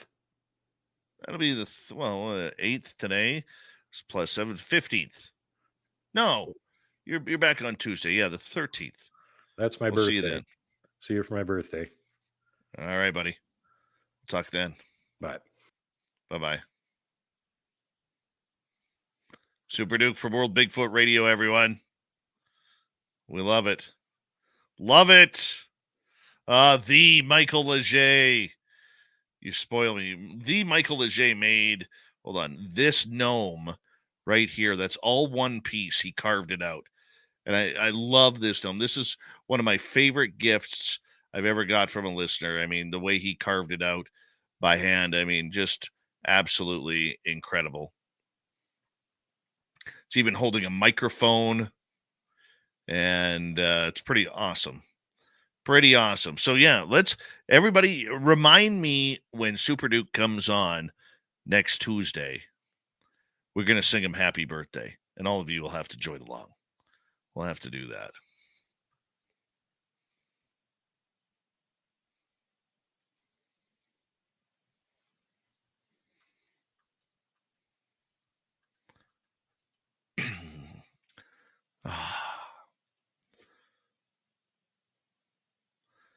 I'm having a good time tonight. Thank you so much for making this a special show, everyone. We've got about 90 seconds. 90 seconds. Big thank you tonight to Dry Toast, Pam, Human Carl, Red Panda, Lori, D. Cohen, Chris, Jeremy, Sally, and Jeff for the super chats tonight. Very much appreciate the love and support that you give us. Thank you to all of our new subscribers. We hit 20,000 last night, and as of this moment, we're at 20,078. So 78 new subscribers since last night's show. Thank you so much as we could continue to grow this, and we very much appreciate it. It's just jaw-dropping. It really is. I'm very humbled by it all. So thank you so much, and from our entire team to you guys, we very much appreciate it. Very, very much appreciate it. And don't forget, we'd love to see you all at our 2023 second annual Las Vegas fan party at the Golden Nugget Casino, May 19th through 21st. We're going to have a bunch of stuff planned for that weekend for all of you, including a 6 to 7 hour YouTube show that you could sit in live. Hi, Ed Parnell. And we want to see all of you guys there. And, we've got a number of people already saying they're coming, about 43. We'd love to see around 80 to 100. And here we go, everyone.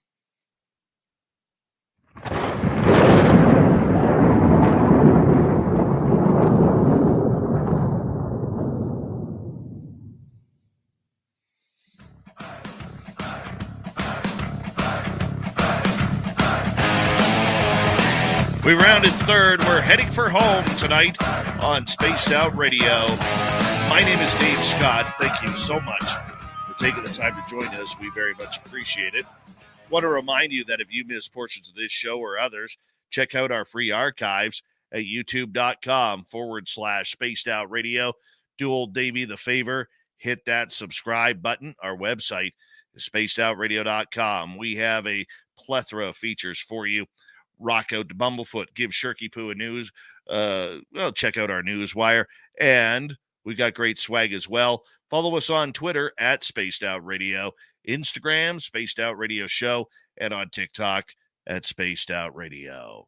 It is time once again where I'm going to yell at all of you, tell you to get off my lawn. I'm cranky. I've got my eyebrows cocked down because it's Dave 101 time.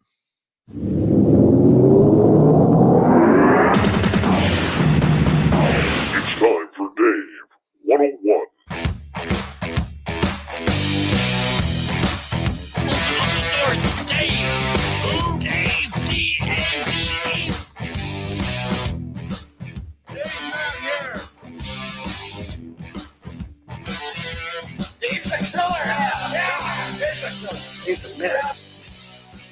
Oh, yes, it is that time once again where, I'm going to let you guys in on some secrets.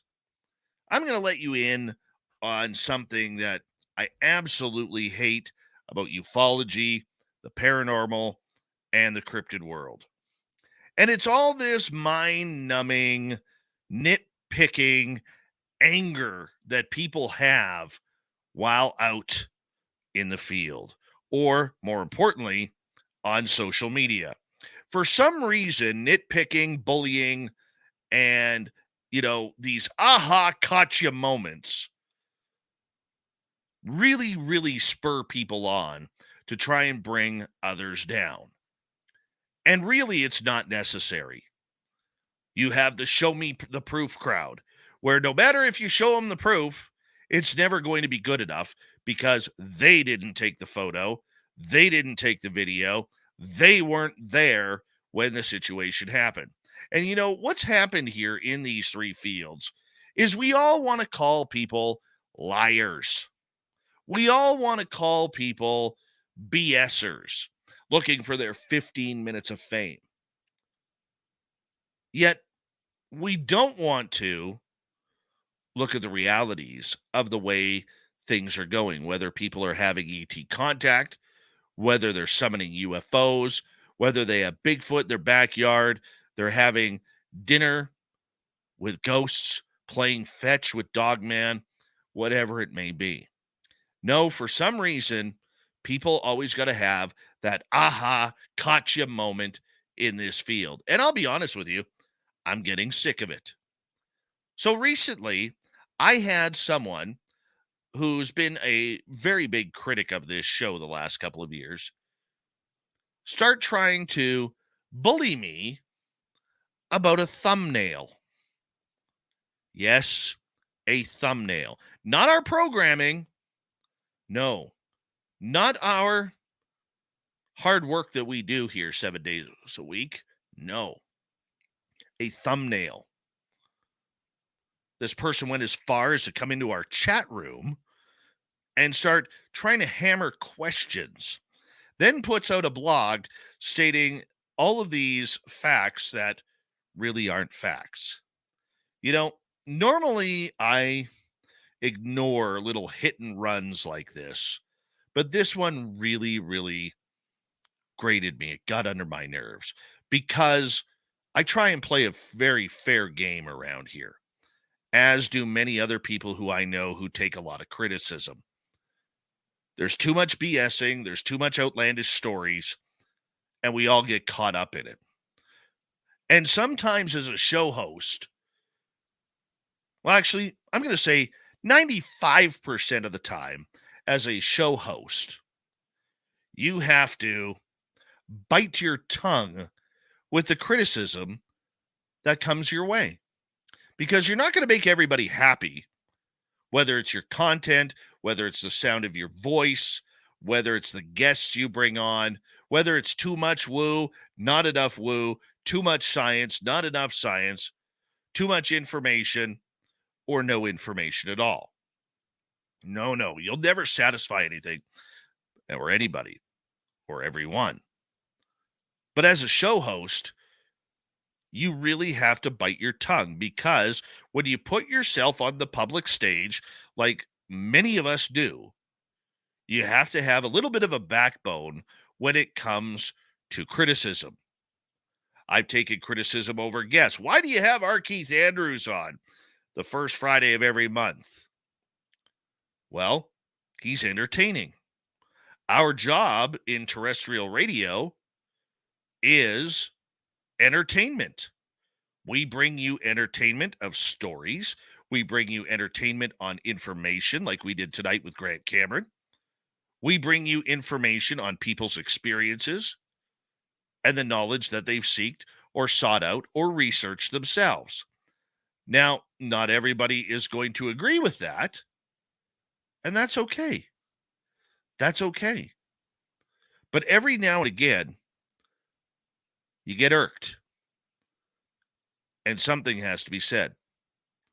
The one thing I don't like is being called somebody who only tells a half truth, and they make it look like you're the liar.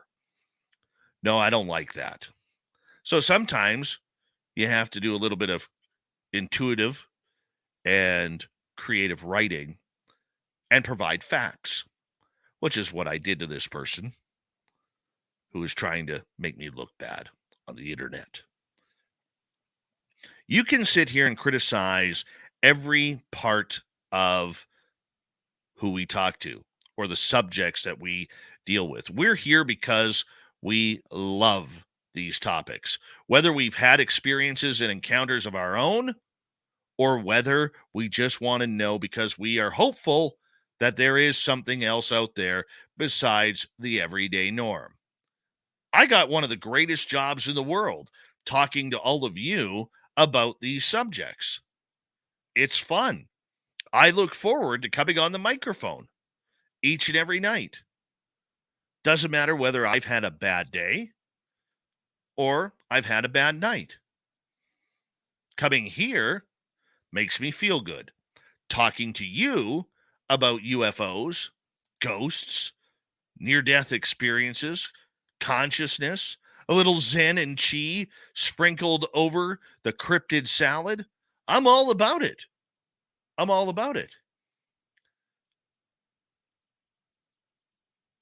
Yet we want to tear people down in this field. We want to hammer them with our own opinions that we use as fact. And like I said, this show and many of my friends who have shows, we've discussed this. We've discussed the idea about what's going on.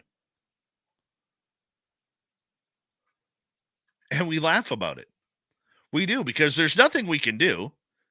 If you give oxygen to the fire grows. If you ignore it, they continue to bully. They continue to do their little thing that they need to do. Now, how do you cure that in this field? Because nobody's ever happy. Nobody's happy about the government taking over the UFO world. Nobody's happy about disclosure. Nobody is happy about the cryptids. Are they, the big debate? Are they flesh and blood, or are they something a little bit more special? And we argue, and we try and bring facts to what is going on. Our job with this show is bring you the stories. We want you to leave this show each and every night knowing that you had a good time, or maybe you listened to something that caught your attention, whether you're a first-time listener or an 800th time listener, because we have that many shows that we can actually say that. Okay? It doesn't matter. Our job is to present the arguments. It's your job to choose whether or not you believe it. Look, there are some things that come on this show that I don't believe. There are topics on this show that I will not bring up. I don't bring up a lot of conspiracy theory because there's a lot more conjecture than fact when it comes to that. And it can be dangerous. I don't bring up anything involving children unless it has to do with the fact of their experiences with one of the many topics that we talk about. We don't bring up certain topics because, well, it's just not necessary. There's not enough proof. But we have fun. We enjoy doing what we do. And to the critics that are out there, I will say this. Our numbers keep growing. Our numbers keep going up. So you can hate all you want of what we're doing. You can say you don't provide any proof. You don't provide any journalism. You don't provide any sort of argumentative counter to the stories. You just let the stories slide. It's not my job. My job as a journalist, because I'm old school that way, is to allow you to form your own opinion. You're allowed. You're allowed to believe our guests. You're allowed to think they are full of crud. But in the end, are you enjoying it? What's wrong with just sitting back and enjoying the woo and having fun? Do we not have enough seriousness in this world that we can't take a break for 3 hours a night to relax, chill, and just enjoy the night? Can we not do that? Is that illegal under the realm of the paranormal and supernatural? Apparently so for some. There is no proof of anything because we cannot even define what proof is. Okay? And the one thing I can tell you, I love what I do. I love bringing these stories to you, and that's going to continue. Critics be damned. You got to have a thick skin around it. But every now and again, you have to fire back too, especially when they are fighting personality and personal opinion with fact. Okay?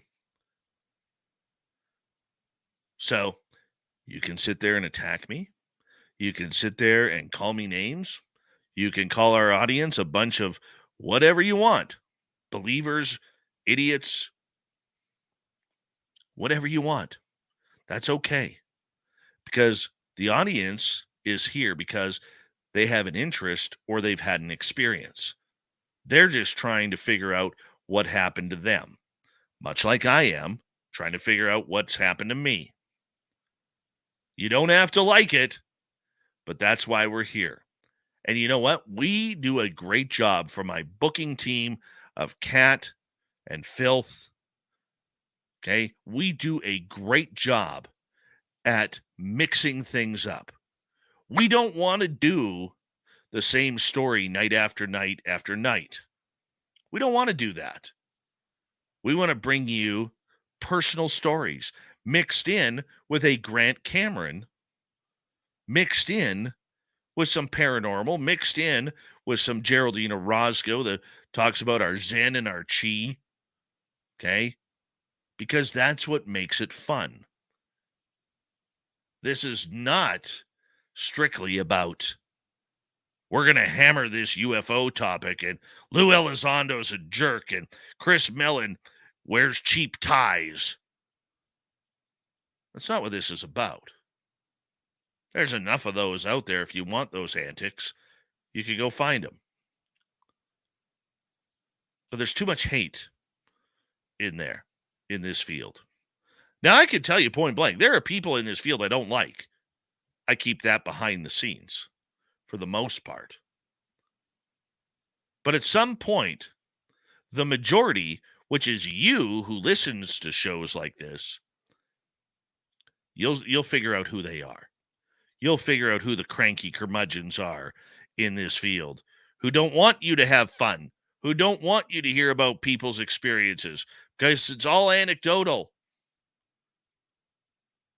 In the meantime, just pull your big boy pants up or your big girl pants up and enjoy the woo. It's what we all love to have happen. And I know that I'm still going to be here. I know our numbers are going to keep going up. I know we're going to get more radio stations.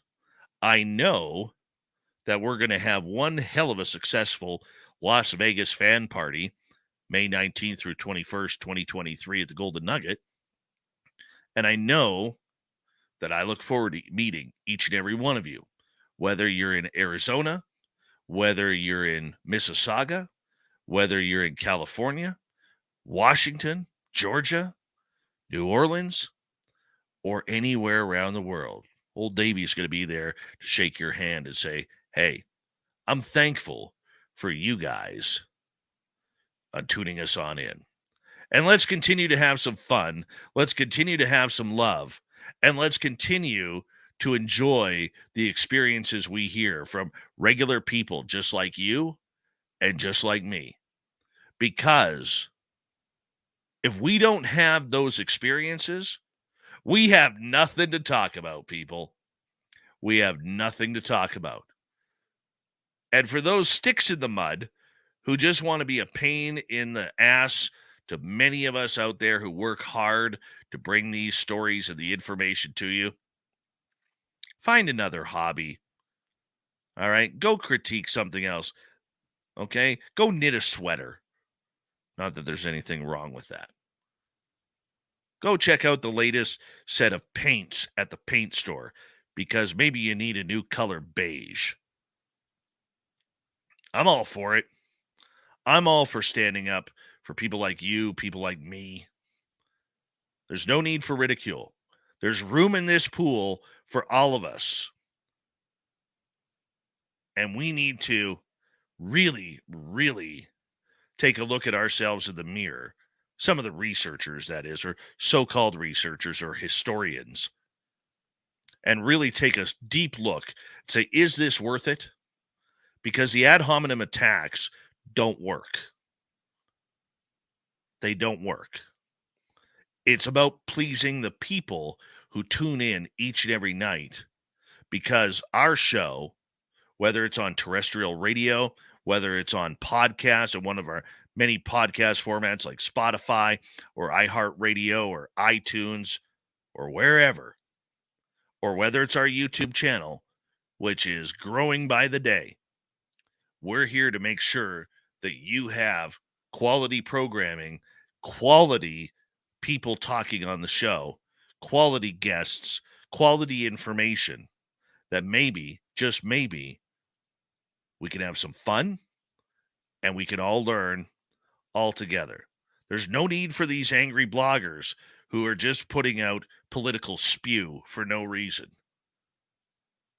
We just need to wake up to the fact that they are not necessary. Their opinions are not worthy of all of you and your attention.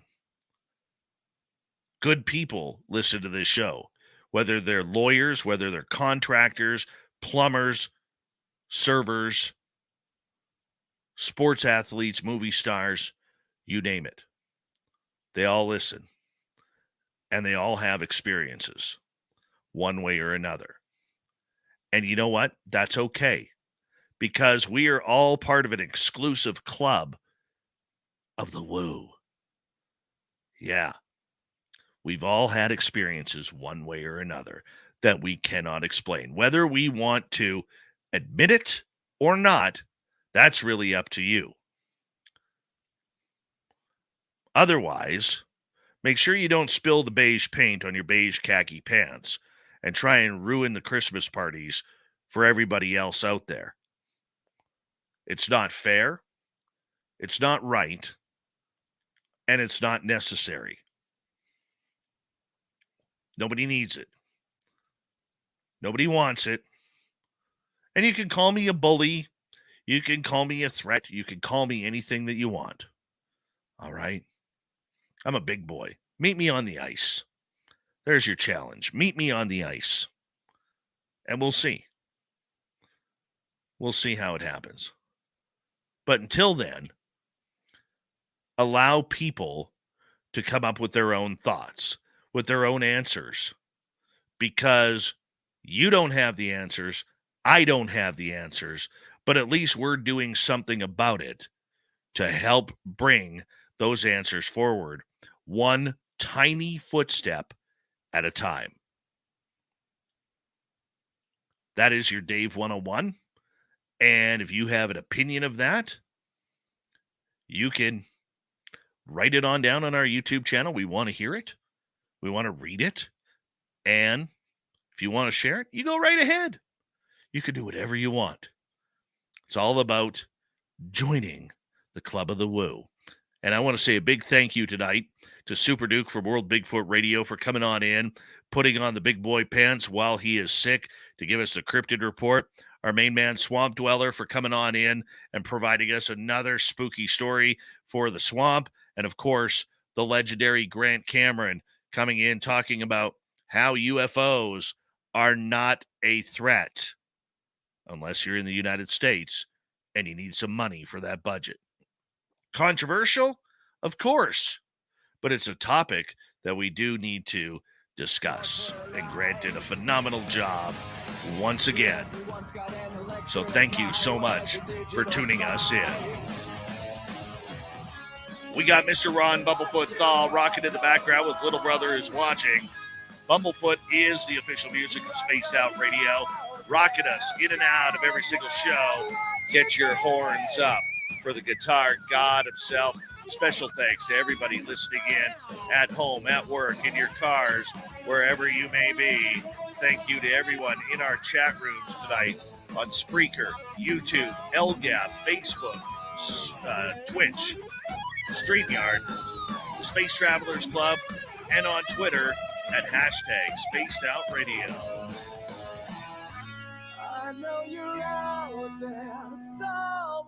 Remember, this show is copyright by Spaced Out Radio and S.O.R. Media Ventures Limited. Thank you so much for choosing to share your evening with us, because together, my friends, We own the night. Mr. Bumblefoot, we need a favor. We need you to take us home.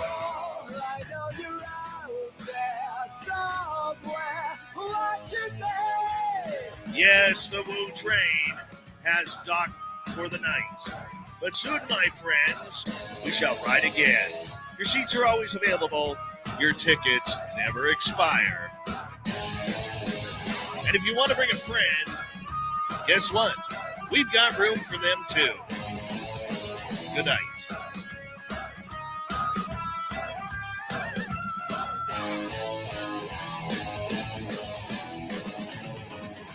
We'll say goodnight to you. See you later.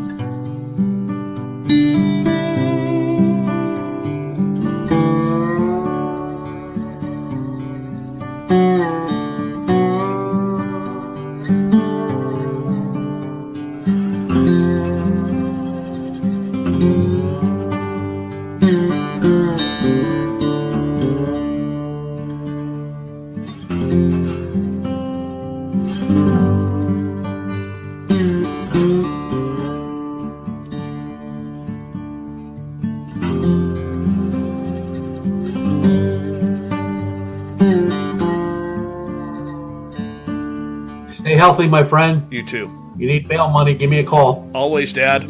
Take care. You too.